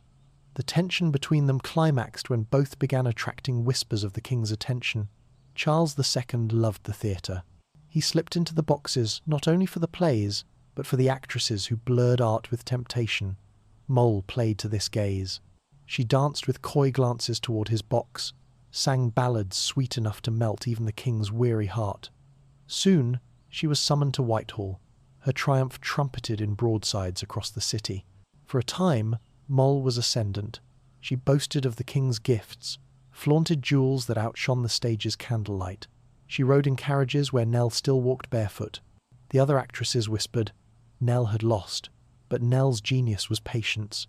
She knew the king loved novelty, and novelty fades. Moll, with all her polish, could not laugh at herself, could not mock the king without fear. Nell could, and wood. When asked about Moll's new grandeur, Nell quipped, "She sings for her supper, poor bird. I'd rather laugh and dine." The jest spread through taverns until even Whitehall echoed with it. The competition between them was more than personal, it was symbolic of the age. Moll represented refinement, artifice, the carefully crafted mistress. Nell embodied vulgarity, wit, the bawdy humour of the people. One was silk, the other rawhide. One sought legitimacy, the other mocked it. Both, in their way, reflected Charles's England, where vice and virtue danced hand in hand. Nell's lovers continued to come and go. Some left her richer, others left her with nothing but gossip. But she remained undaunted, always turning rumour into spectacle. When mocked in a pamphlet as Mistress Gwyn, who climbs by bed more than stage, she retorted on stage, I climb, but at least I do not crawl." The audience erupted, the pamphlet forgotten, Nell triumphant once again. What made her dangerous was not simply that she had patrons, it was that she could not be controlled. She mocked her lovers as readily as she mocked her rivals. She treated gifts as toys, patronage as a convenience, not a destiny. She would not play the role of grateful concubine. She would only ever play herself, and perhaps that was why she would triumph where Moll Davis faltered. For Charles II, the merry monarch, had wealth, women, and power in abundance. What he craved was laughter. He desired not only beauty but mirth, not only obedience but defiance. He wanted a mistress who could make him forget the weight of his crown, who could mock him without malice, who could embody the very vitality of the people he ruled. And soon he would find all of that in Nell Gwyn. The stage has shifted. The rivals have played their parts. The lords and courtiers circle like moths. And at the centre stands Nell, sharp-eyed, coins in her bodice, laughter on her lips, ready for the next act. The orange girl of Covent Garden is about to capture the heart of a king. Whitehall Palace glowed with candlelight, its windows burning like watchful eyes above the Thames. Inside, the king's court glittered velvet cloaks, powdered wigs, diamonds flashing in candle flames. It was a world far removed from Covent Garden's gutters, yet bound to it by a single thread: desire. Charles II, the merry monarch, was a man whose life was written in appetites. He had returned from exile, carrying the perfume of French courts and the taste for women who were not wives. His reign was a pageant of mistresses: Barbara Villiers, the tempestuous beauty; Louise de Querouaille, the delicate French intrigue; Moll Davis, the songbird of the playhouse. Each glittered for a season, each sought wealth and favour, each believed herself indispensable. And then came Nell Gwyn. The story of their meeting is blurred by myth, embroidered by gossip. Some said the king saw her first upon the stage, laughing louder than her lines, mocking hecklers until even he was forced to smile. Others whispered she was introduced at a supper with courtiers, her tongue as sharp as her laughter, her dress plain but her wit dazzling. Still others claimed she deliberately manoeuvred herself into his path, armed with nothing but a jest and a fearless grin. Whatever the truth, the moment came when Charles turned his dark, weary eyes upon her and she laughed. Unlike Moll Davis, Nell did not flutter or bow. She did not tremble beneath the royal gaze. She treated him as she treated any man in the pit, another target for her wit. "Does your majesty want an orange?" she is said to have teased, eyes gleaming. Sweet enough for a king, though sour for his purse. The courtiers froze. The king roared with laughter. From that moment Nell's path bent inexorably toward Whitehall. What set her apart was not beauty alone, though her auburn hair and quick smile were charms enough. It was her refusal to play the courtier's game. While other mistresses schemed for titles, she mocked the very notion. While they cloaked themselves in silks, she revelled in her plainness. She leaned into her origins rather than fleeing from them, and in doing so she disarmed both king and court. Charles found in her something no other mistress offered: mirth untainted by calculation. She did not flatter him with solemnity, she teased him with irreverence. She did not pretend to be refined, she flaunted her earthiness. She was, in her way, the people's mistress, reminding the king not of power but of life itself. Nell quickly became his favourite companion. She accompanied him to the theatre, where her laughter echoed louder than the applause. She dined with him, jesting in front of nobles who seethed at her insolence. She bore him 2 sons, Charles Beauclerk and James Beauclerk, whom the king acknowledged and ennobled. Yet Nell herself never grasped for titles. When offered the style of Lady Gwyn, she refused with a laugh. "I was born plain Gwyn, and plain Gwyn I'll die," she declared. This humility or mockery of humility only deepened her appeal, but her position was never free of danger. Court mistresses were both powerful and precarious. Barbara Villiers, once the king's great passion, loathed Nell, sneering at her as a gutter-bred whore. Louise de Querouaille, the French favourite, mocked her accent and her lack of refinement. Courtiers whispered that Nell was unworthy, an embarrassment, a joke played upon the crown. Nell turned their scorn into laughter. When Louise appeared at court in extravagant gowns, Nell arrived in modest dress and declared, "God bless all plain English girls." The people cheered her in the streets, mocking the Frenchwoman's airs. When Barbara Villiers called her Cinder Nell, Nell retorted, "Better cinders than ashes, madam." Her sharp tongue became legend. One tale tells of a London mob mistaking her carriage for that of Louise de Querouaille. They cried out, "Down with the Catholic whore!" Nell thrust open the window and shouted, "Pray, good people, be civil! I am the Protestant whore!" The mob roared with laughter. Let her pass, and the story raced across England. Such moments secured her not only the king's affection but the people's. They saw in her a reflection of themselves, rough, bawdy, unashamed. She was their voice at court, mocking nobles to their faces, laughing in the king's chambers. She became not simply a royal mistress, but a symbol of irreverence in an age of pomp. Yet even as she arose, she remained vulnerable. Her health was fragile, her wealth dependent on the king's favour. Rivals plotted, pamphleteers jeered, courtiers sneered. But Nell endured, wielding laughter as her shield, and Charles, weary of intrigue, found solace in her mirth. Amid the endless politics of his reign, the wars, the plague, the fire, the conspiracies, he sought Nell's laughter as a reprieve. She was not his grandest mistress, nor his most powerful, but she was his most beloved. In her, the King of England found not a queen of diamonds, but a queen of jest. The curtain falls on this act, with Nell triumphant, the orange girl of Covent Garden transformed into the mistress of a king. Yet shadows linger at the edges of the stage, for the story of Nell Gwyn, like the story of London itself, is one of rise and fall, laughter and sorrow, triumph and loss. The next act will test how long laughter can hold back ruin. Charles II was not a man easily shocked. He had known exile, poverty, and battle. He had tasted the pleasures of Paris and the intrigues of Madrid. His bed had been warmed by duchesses and dancers. His court glittered with women who schemed like generals. Yet when he met Nell Gwyn, the king laughed, truly laughed, and that was rarer than rubies. From their earliest meetings, she treated him as no one else dared. When Charles lamented his empty treasury, Nell teased, "Then sell your wig, your majesty, there's enough hair to feed London for a week." When he grew melancholy, burdened by the weight of politics, she chirped, "Smile, or they'll mistake you for a Puritan." When he flirted too heavily, she mocked, "Careful, sir, you'll have more bastards than you can name," and Charles roared with laughter each time. The courtiers gaped, the mistresses fumed. No one mocked the king, no one, except Nell. It was this irreverence that set her apart. Barbara Villiers sulked when Charles strayed. Louise de Querouaille wept delicate French tears. Moll Davis pouted in silken gowns. Nell, by contrast, laughed at the king, laughed at herself, laughed at the absurdity of court life. She was never cowed by rank or ceremony.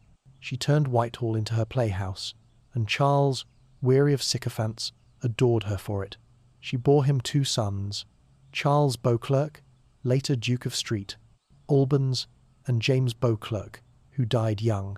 Unlike other mistresses, she did not claw for titles of her own. Instead, she fought fiercely for her children's futures. When courtiers sneered at her bastards, she snapped, "They are bastards, aye, but they are the king's bastards, and that's more than you can say of your noble brats." Her plainness became her crown. She refused to mask her origins. When accused of being nothing but an orange girl, she declared proudly, "And God bless the oranges, for they brought me here." She mocked herself before others could, and in doing so, she robbed insult of its sting. London loved her for it. The people distrusted the French mistresses, despised the Catholic influence at court, scorned the scheming aristocrats. But Nell was theirs. She had walked their streets, sold them fruit, shared their bawdy humour. She was proof that one of their own could stand beside a king and make him laugh. She became in truth the Protestant whore, as beloved for her mockery of Catholic rivals as for her earthy charm. One story became legend. As her carriage rattled through London, a mob mistook it for that of Louise de Querouaille and shouted, "Down with the Catholic whore!" Nell thrust open the window and cried, "Pray, good people, be civil. I am the Protestant whore." The crowd roared with laughter and let her pass unharmed. That phrase clung to her forever, not as shame but as a badge of honour. Her rivalry with Louise was sharp. The Frenchwoman arrived at court draped in pearls, her accent delicate, her manner refined. She sought to bend Charles with tears and flattery, to weave French interests into English policy. Nell countered her with ridicule. When Louise appeared in extravagant gowns, Nell would stroll in plain muslin and declare, "God bless all plain English girls." The court snickered, the people cheered. Barbara Villiers, once the king's great love, despised Nell even more. Proud, imperious, Barbara sneered at Nell as "Cinder Nell." Nell retorted, "Better cinders than ashes, madam." Barbara raged. Charles laughed. But Nell's humour could also turn tender. When the king returned weary from council, worn by plots and debts, she would cradle his head and murmur, "You may be king to them, but you're my Charles, and I'll not have you frown in my bed." She gave him respite. In her presence, he was not monarch but man. Pamphleteers swarmed around her fame. They caricatured her as a vulgar bawd, a tavern wench risen too high. They mocked her speech, her origins, her lovers, yet their ink only spread her legend wider. The people laughed with her, not at her. They cheered her name in taverns, toasted her in alehouses, defended her against courtiers who scorned her. To many, she was England's answer to France's glittering courtesans, rough, bawdy, loyal, and unashamed. A mistress who did not scheme, who asked only enough to secure her children, who loved the king not for his crown but for his laughter. Yet her life at court was no idyll. She was surrounded by vipers, mistresses who plotted, nobles who sneered, priests who condemned. She lived with the knowledge that her position rested on the king's affection, as fragile as candle flame. A single whim, a single rival's victory, could cast her back into obscurity. And still she laughed. She laughed when the king's coffers ran dry. She laughed when pamphlets called her whore. She laughed when rivals flaunted their jewels. Her laughter rang through Whitehall like defiance itself. For Nell Gwyn, laughter was not merely amusement, it was survival. The orange, girl of Covent Garden, had become the mistress of a king, yet she never let the palace smother the gutter-born spark within her. It was that spark, more than beauty or wealth, that captured Charles's heart and the people's adoration. The curtain closes on this act with Nell triumphant, seated beside the merry monarch, her children ennobled, her laughter echoing through the gilded halls. But shadows gather, for no mistress holds favour forever, and laughter, though bright, cannot keep death at bay. Whitehall by night was a palace of masks. Candles glowed in windows high above the Thames, their flames wavering like watchmen. Music drifted from chambers where courtiers danced and schemed, where silk rustled and dice clattered, where laughter rang as sharp as steel. Behind the gilded doors, power and desire entwined, each indistinguishable from the other. At the centre of this world moved Eleanor Nell Gwyn, once an orange seller in Drury Lane, now mistress to the King of England. To walk Whitehall as the king's favourite was to wear both crown and target. She had risen higher than she could ever have dreamed, but each step was on treacherous ground.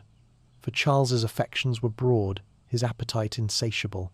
His court swarmed with women who loved him, schemed for him, or sought to bleed his favour into wealth.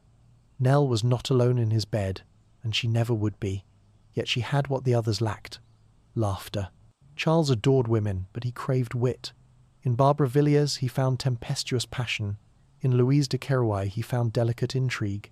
In Nell Gwyn he found relief from the weight of his crown. She mocked him without malice, treated him not as sovereign but as man. When his brow furrowed with debts or conspiracies, she teased him into mirth. "Why so grim, Charles?" she once asked, ruffling his wig as though he were a tavern drunk. "Has the Parliament eaten your supper again?" He roared with laughter. The shadows of governance briefly banished. Her plainness became legend. Where Louise glittered in pearls and diamonds, Nell wore simple muslin, mocking finery she could not rival. She delighted in being the Protestant whore, beloved by London for her defiance of the Catholic French favourite. Crowds cheered her name in taverns, toasted her in alehouses, defended her against the venom of pamphleteers. It was this bond with the people that made her unique. The nobles sneered at her birth, but London adored her. She was theirs, proof that the gutter could reach the throne. Her influence showed most clearly in her children. In 1670 she bore Charles a son, Charles Beauclerk. Unlike many royal bastards, he was openly acknowledged and ennobled. The king created him Duke of Street, Albans, showering him with lands and titles that would outlast Nell herself. Later, she bore another son, James, who died young. For both, she fought fiercely, demanding the king secure their futures.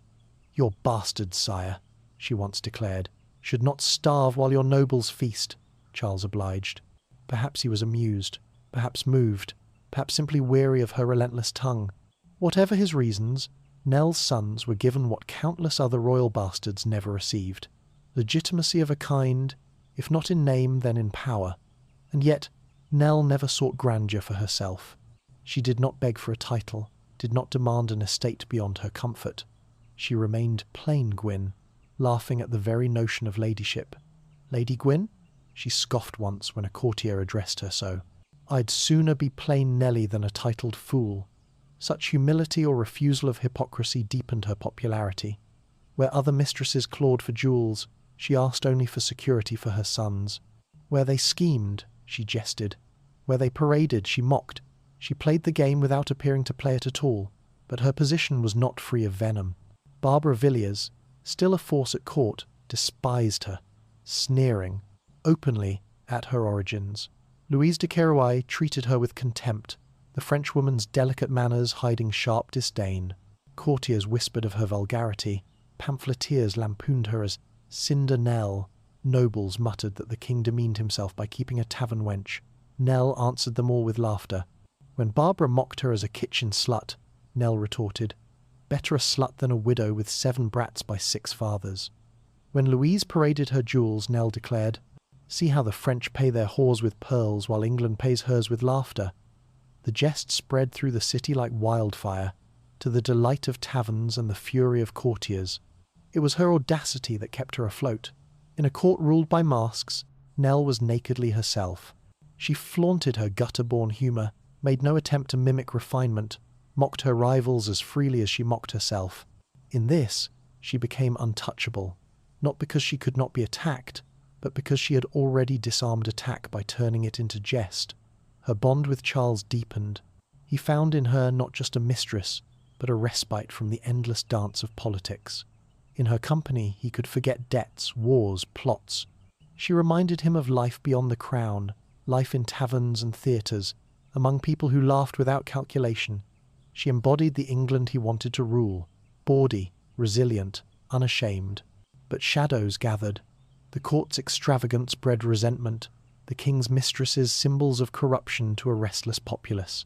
The plague had scarred London, the fire had consumed it, war with Holland drained the treasury.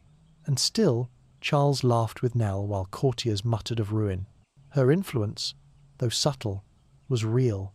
She urged him toward mercy, toward generosity, toward remembering the common people who adored her. In a court rife with schemers, Nell's counsel was perhaps the most honest he received, mocking, blunt, unsentimental. "Be kind to them, Charles," she told him once of his subjects. "They'll forgive a whore, but never a hungry belly."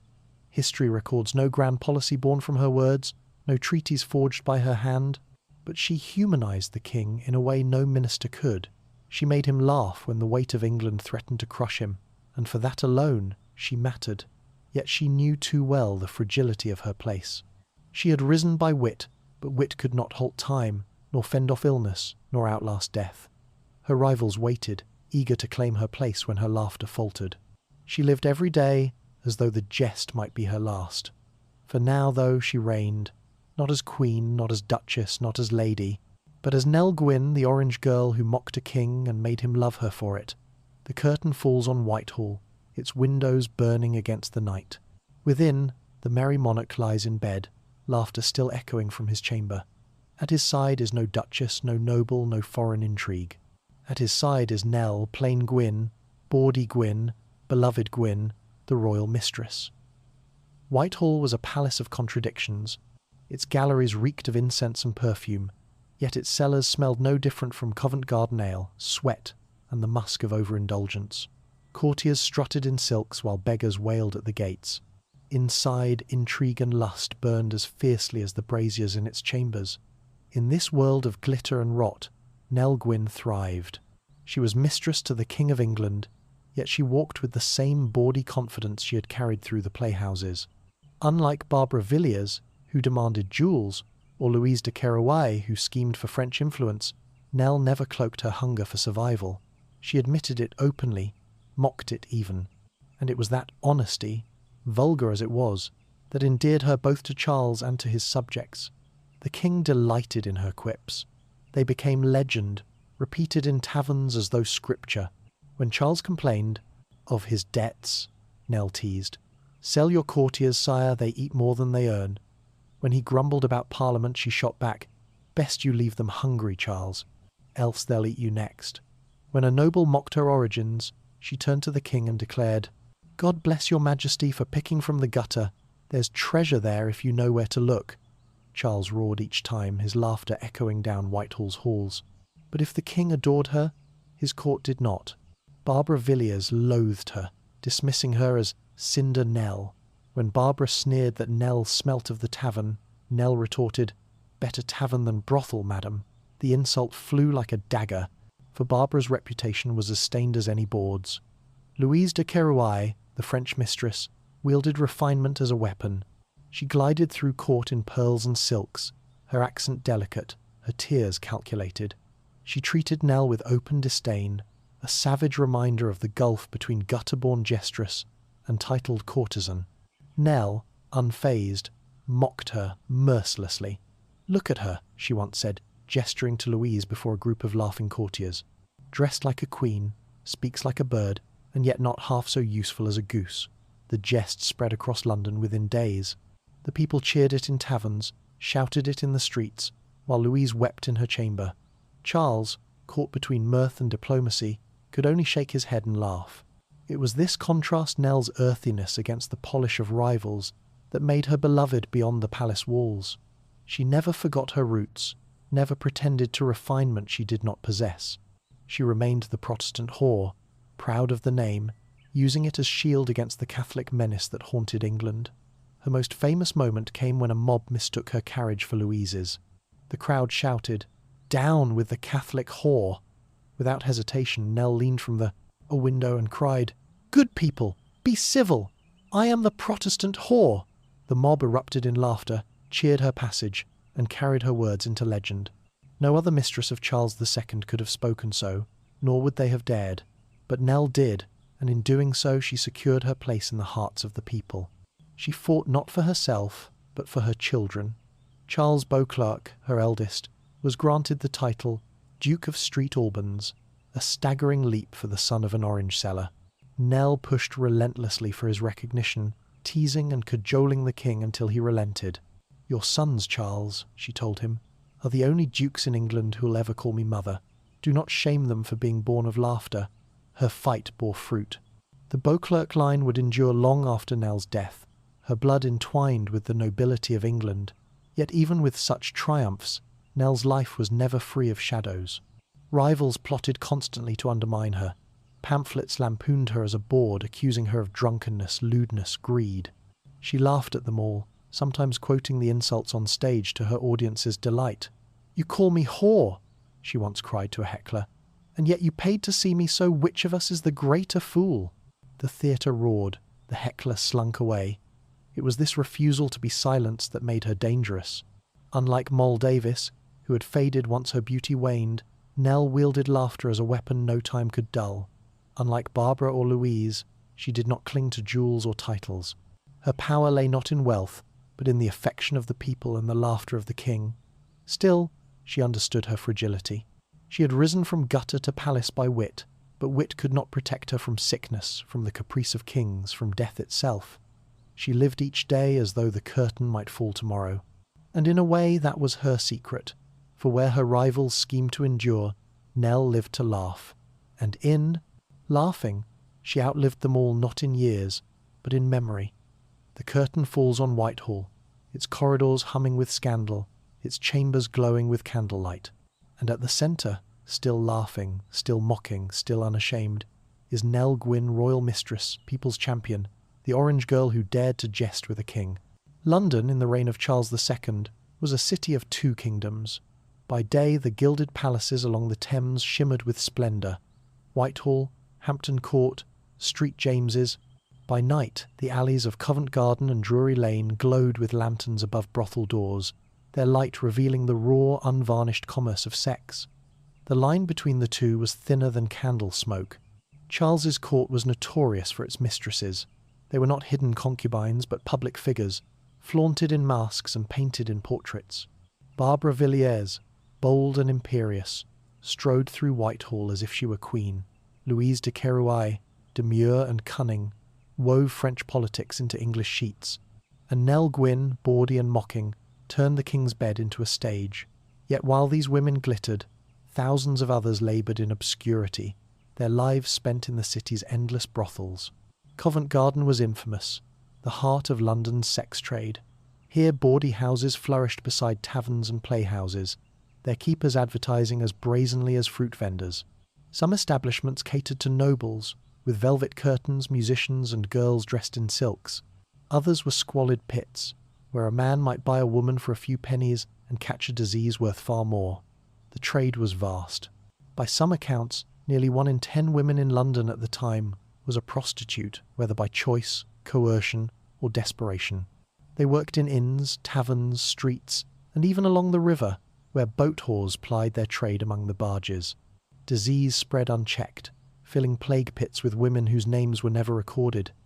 And yet, the prostitution was woven into the fabric of the city. It was tolerated, even celebrated, for it fed the appetites of men who ruled. Nobles frequented the same houses as apprentices. Soldiers, sailors, and courtiers rubbed shoulders in the same smoky chambers. A man could dine with a duchess at Whitehall and crawl into a brothel bed before dawn. Theatres stood at the centre of this world. They were not merely houses of art, they were marketplaces of flesh. Orange girls sold fruit and themselves. Actresses blurred the line between performance and prostitution, many taking wealthy protectors to supplement their meagre salaries. To appear on stage was to risk reputation, for in the public mind, actresses and whores were sisters in trade. Nell Gwyn's rise epitomised this blurred boundary.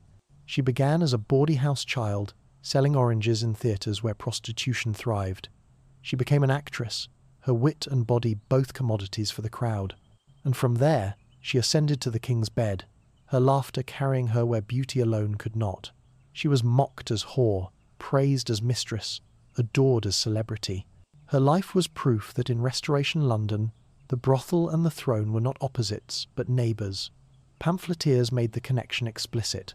Satirical prints depicted Charles surrounded by mistresses, his crown slipping beneath the weight of their embraces. Others mocked actresses as public women, little better than bawds in rouge.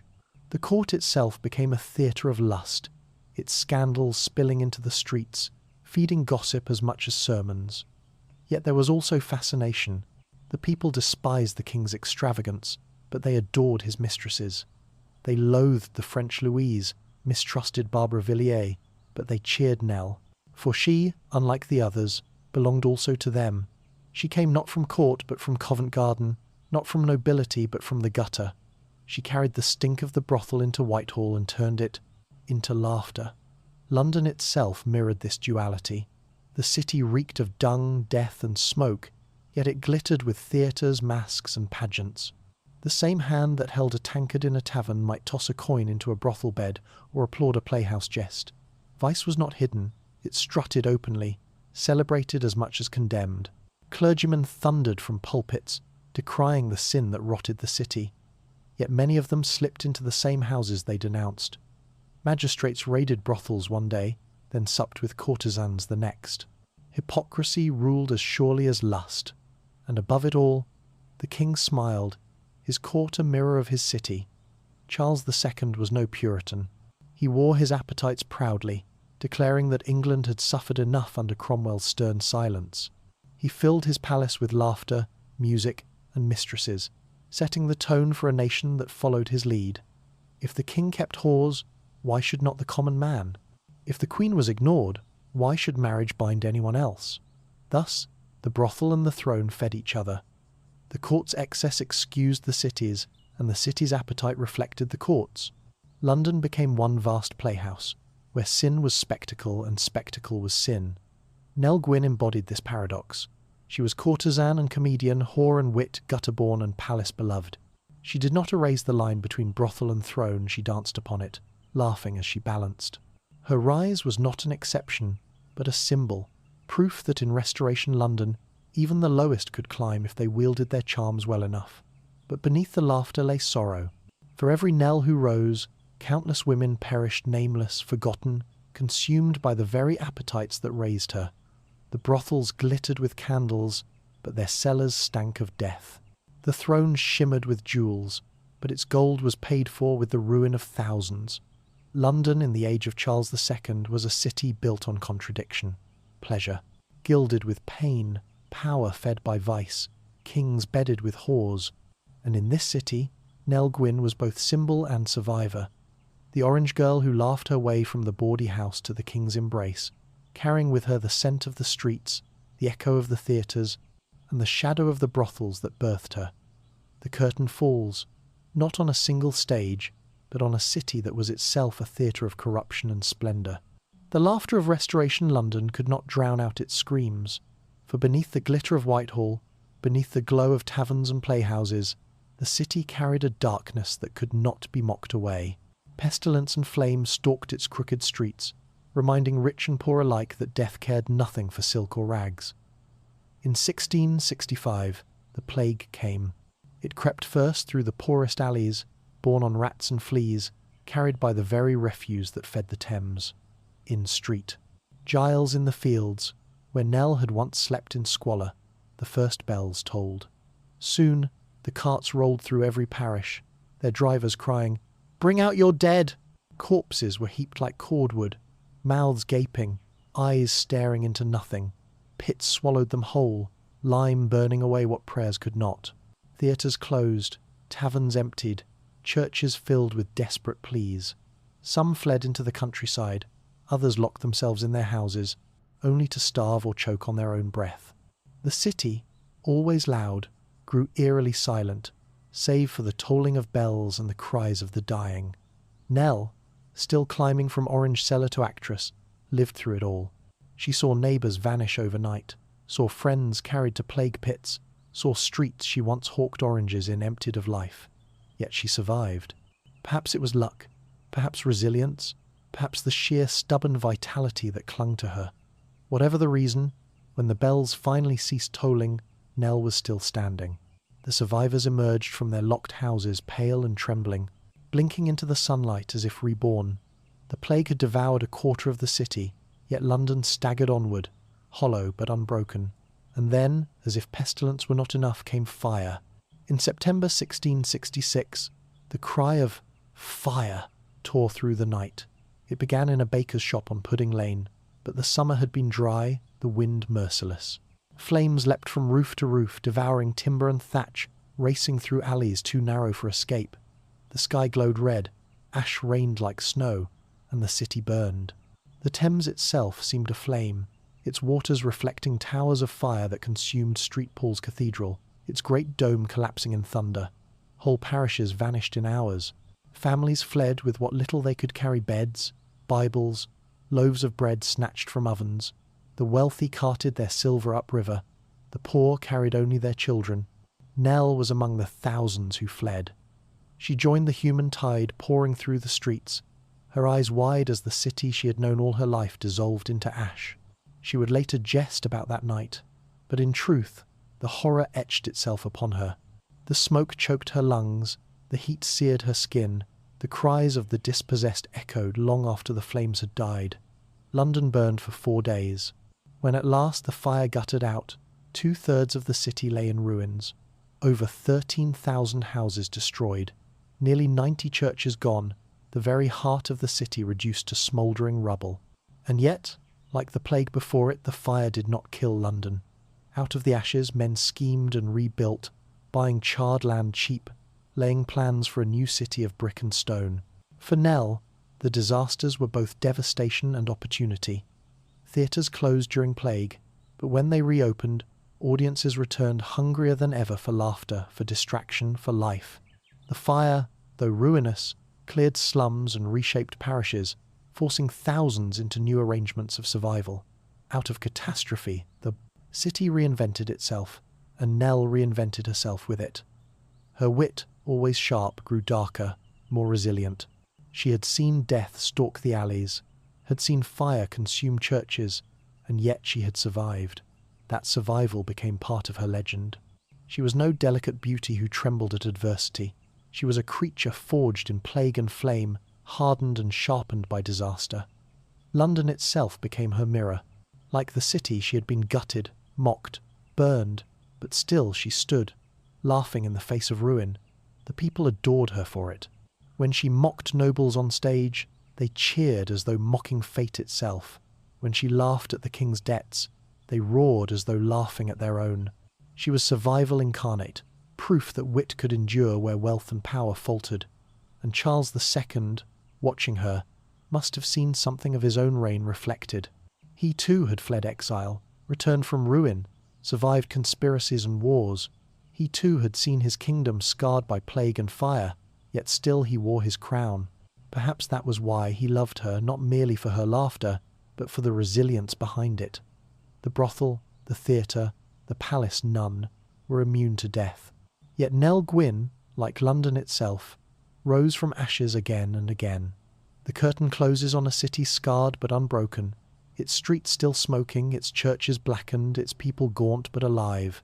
And at the heart of it, the orange girl who refused to bow to plague or fire, laughing in defiance of ruin. London loved Nell Gwyn, but love in the 17th century was fickle, cruel and loud. What the people cheered in the playhouse one night, they might lampoon in pamphlets the next morning. Laughter raised her, but laughter could also cut her down. By the 1670 Nell was no longer simply the bawdy actress of Drury Lane. She was the king's mistress, the mother of his sons, the butt of sermons, the darling of taverns, and the most parodied woman in London.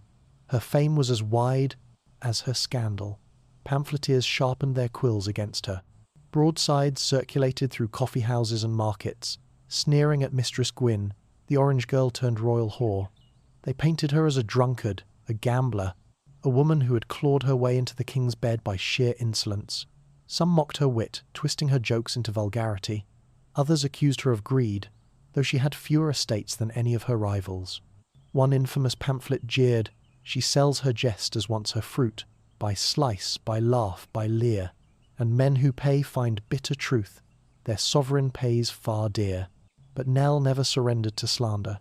She turned insult into comedy, mocking herself before others could. When pamphlets called her a whore, she laughed, "Aye, but a royal whore, and that's better than a noble prude."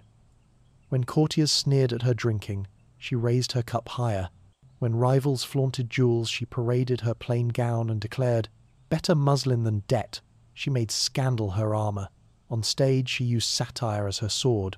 Restoration comedy thrived on mockery of manners, of morals, of hypocrisy, and Nell embodied it to perfection. She lampooned the pretensions of nobles, the simpering of rivals, even the foibles of kings. When Dryden or Etheridge gave her lines ripe with innuendo, she delivered them with a wink that turned innuendo into open jest. The people adored her audacity. They saw in her not just an actress, but a truth-teller cloaked in bawdy wit. She mocked the very world that oppressed them, and in mocking it, she gave them release. To laugh at Nell was to laugh at authority itself, but not all laughter was kind. In the pulpits of London, preachers thundered against her. They named her a Jezebel, a corrupter of morals, proof of the nation's sin. They pointed to plague and fire as God's punishment for a king who filled his court with whores. They urged men to spurn her plays, to repent of their laughter. Yet the theatres filled. The taverns echoed her jokes. The people might listen to sermons in the morning, but by evening they roared with Nell in the pit. Hypocrisy was as thick in the church as in the court, and Nell mocked them both. Still, satire left scars. Rivals wielded it to wound her. Louise de Querouaille, with her French grace and Catholic allies, despised Nell's popularity with the common folk. She spread whispers that Nell was little more than a drunken slattern, tolerated only because the king was amused. Barbara Villiers, older now but still venomous, sneered that Nell's wit would fade as quickly as her youth. Even among actresses, envy seethed. Younger women stepped onto the stage with beauty as radiant as Nell's was fading. They mimicked her bawdy style, stole her roles, sought to claim her place as the darling of the crowd. For the first time, Nell felt the sharpness of age in a world that prized novelty. Her response was not retreat, but escalation. She mocked herself more savagely, turned her wrinkles into jokes, her weariness into satire. She laughed at her own decline, daring the audience to laugh with her rather than at her. In this, she remained invincible so long as she laughed first, yet beneath the jest lay strain. The court could never fully accept her. Nobles mocked her low birth, courtiers sneered at her speech, pamphlets lampooned her nightly. She had the king's affection, but not his fidelity. She had his laughter, but not his crown. And she knew that one day the laughter might stop. Still, she endured. She endured because she was Nell Gwyn, the orange girl who had turned insult into triumph, scorn into fame.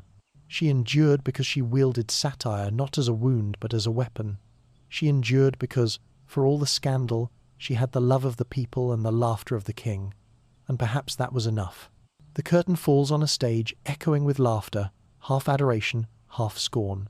Nell bows, smiling, her eyes glittering with defiance.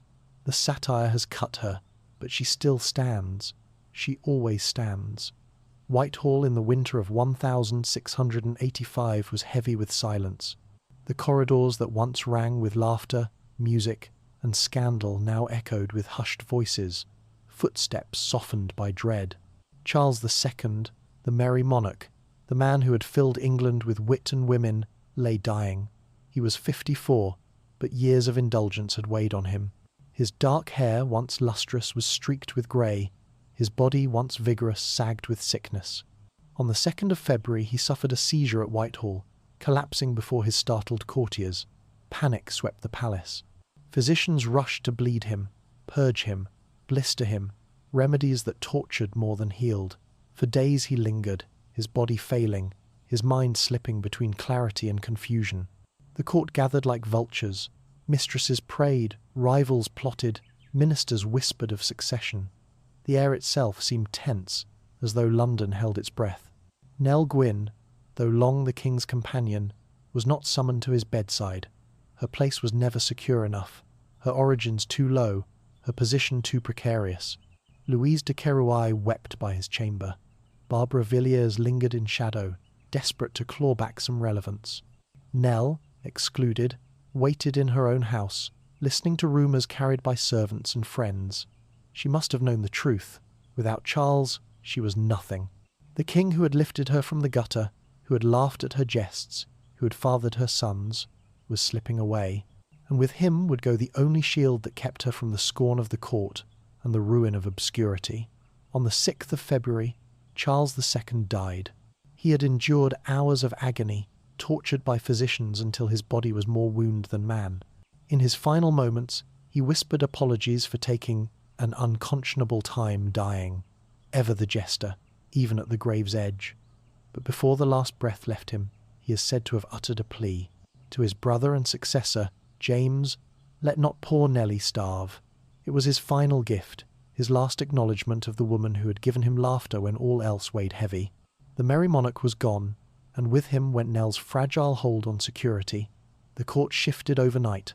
James II ascended the throne, a stern and pious man, Catholic to the marrow, lacking his brother's indulgent humour. He had no love for mistresses, no patience for scandal. Where Charles had filled Whitehall with laughter, James filled it with prayer. For women like Nell, the new reign was a death knell. Louise de Querouaille, bound to French interests, retained some protection. Barbara Villiers, though aged and bitter, clung to her estates. But Nell, plain Gwyn, the Protestant whore, the king's jester, was suddenly vulnerable. Without Charles's affection, she was only a courtesan past her prime.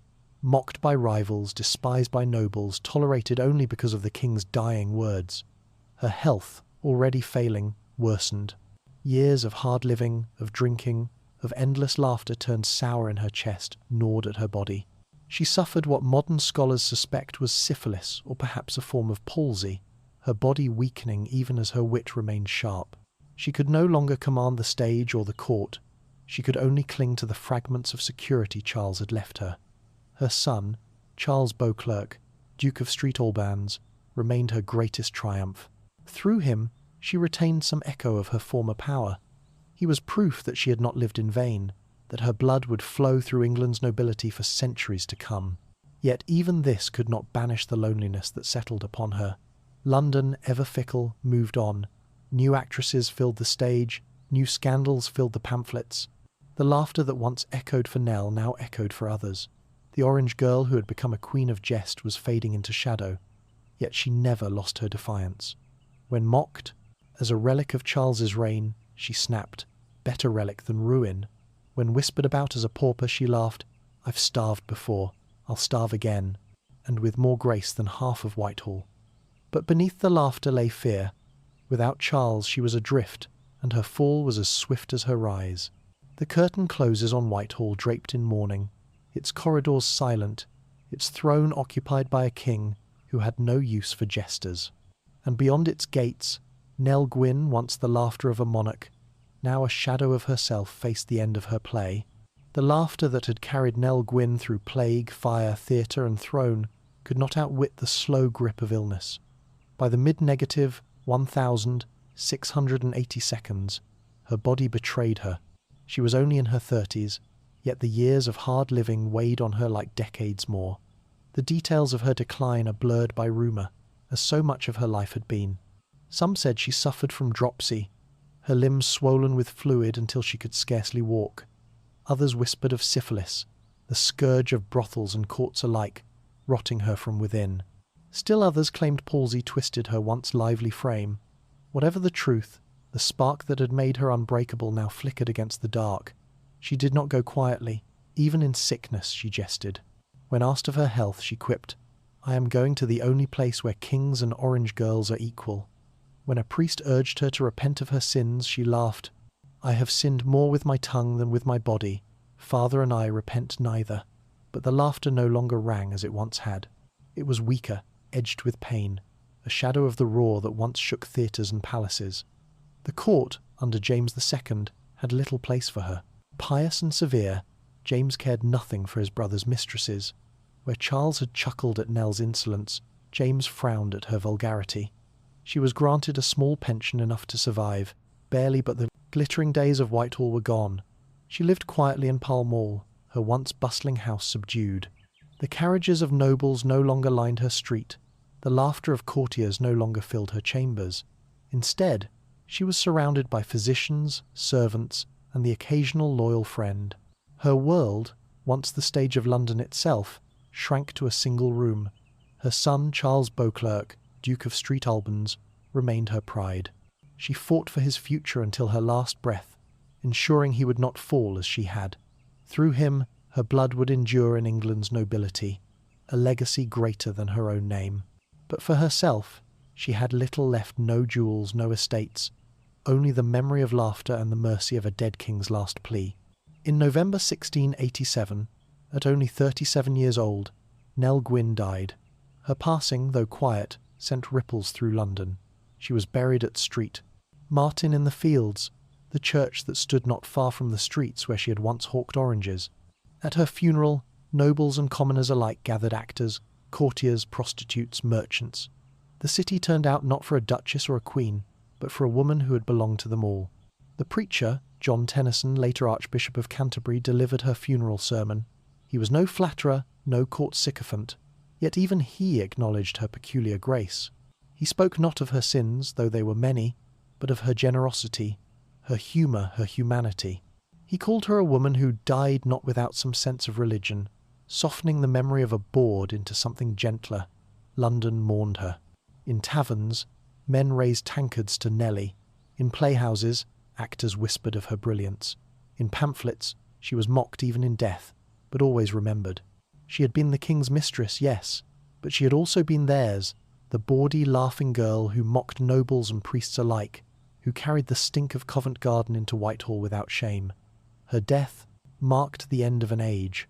The Restoration's great figures were fading, Charles gone, Barbara aging, Mole forgotten, Louise despised. The bawdy laughter of the 1,660 seconds and 70 seconds gave way to the stricter, colder reign of James II. The theatres, once riotous with innuendo, grew cautious. The taverns still roared, but the city felt changed, as though Nell's death had closed a curtain on the merry monarch's reign itself. Yet she did not vanish. Her name lingered in whispers, in jokes, in memory. For the poor, she remained the symbol of survival, the orange girl who had climbed to a king's bed by wit alone. For the court, she remained a scandal, a reminder that power could be mocked. For the people, she was simply Nellie, their mistress, their comedienne, their bawdy queen. Her grave bore no grand monument, only the memory of her laughter, carried in the mouths of those who had loved and scorned her. The curtain falls on Nell Gwyn, not in Whitehall, not in Covent Garden, not on the stage of Drury Lane, but in the quiet earth of Street Martins. Yet even in death, her laughter echoes. It echoes in taverns, in playhouses, in the whisper of London's fog. The people's mistress was gone, but her story was not.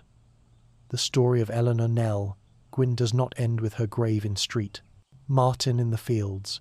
Like the city that made her, she refused to be buried. She lingered in laughter, in legend, in the uneasy space between fact and myth. She was never meant to endure. She was born in a tavern, raised among bawdy houses and plague pits. She should have died nameless, one more body swallowed by Covent Garden's shadows.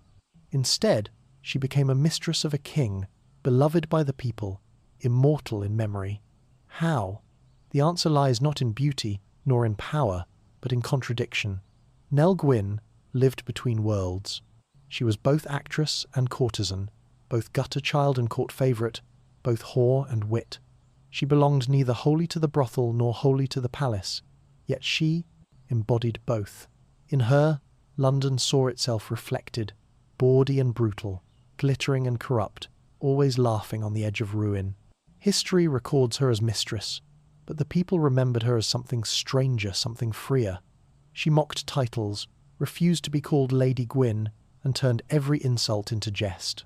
Where Barbara Villiers sought power, where Louise de Querouaille schemed for influence, Nell sought only laughter and security for her children. In this refusal to play the courtier's game, she became untouchable. And yet, her legend is tangled with lies. Pamphleteers made her into caricature. Cinder Nell, the drunken bawd, Mistress Gwyn, the Protestant whore. Satirists painted her as crude, immoral, laughable. Later historians romanticized her as a good-hearted prostitute, softening her edges into charm. The truth lies somewhere between the brothel and the palace, between the stage and the bed, between the laughter and the shadow. What is certain is that she mattered. In an age when women were silenced, Nell made herself heard. She wielded her tongue like a blade sharper than any sword. She mocked kings and nobles to their faces, and they laughed instead of striking her down. She forced herself into history not by lineage, not by wealth, but by wit. That alone is extraordinary. She also embodied the blurred morality of Restoration England. Her life was not anomaly, but emblem. Theatres, taverns, and brothels were all tangled in the same web. The court itself was one vast bawdy house in silks. Nell's rise was not scandal to her age, it was inevitable. She was the natural daughter of her city, born of its contradictions, crowned by its appetite. Her death at 37 was tragic, yet fitting. She burned fast, laughed hard, lived more in those years than most would in a century. She left behind no estates of grandeur, no titles of her own, only a son whose dukedom endures still. But she left something rarer, memory. Even now, her name lingers in London. Walk through Covent Garden, and the stones whisper of her laughter. Wander Drury Lane, and the air still carries echoes of her wit. Pass by Street Martin in the fields, and you stand where nobles and beggars once mourned her together. Her story is not neat. It resists moral, refuses lesson. Was she a courtesan, a comedienne, a survivor, or all three? Did she embody sin, or did she mock it? Was she beloved for her wit, or tolerated because she amused a king? The answers shift like London fog, but perhaps that is the point. Nell Gwyn lived in the shadows between worlds. She was neither saint nor demon, neither angel nor Jezebel. She was a woman who refused to vanish, who turned her life into performance, who made survival into spectacle, and in doing so, she claimed a place in history denied to women far greater than she. The curtain falls at last on her tale. The laughter fades, the candlelight gutters, the stage lies empty, yet in the silence one can still hear her voice mocking, laughing, defiant. The orange girl of the shadows is gone, but her ghost lingers between brothel and palace, between gutter and throne, between history and myth, forever laughing.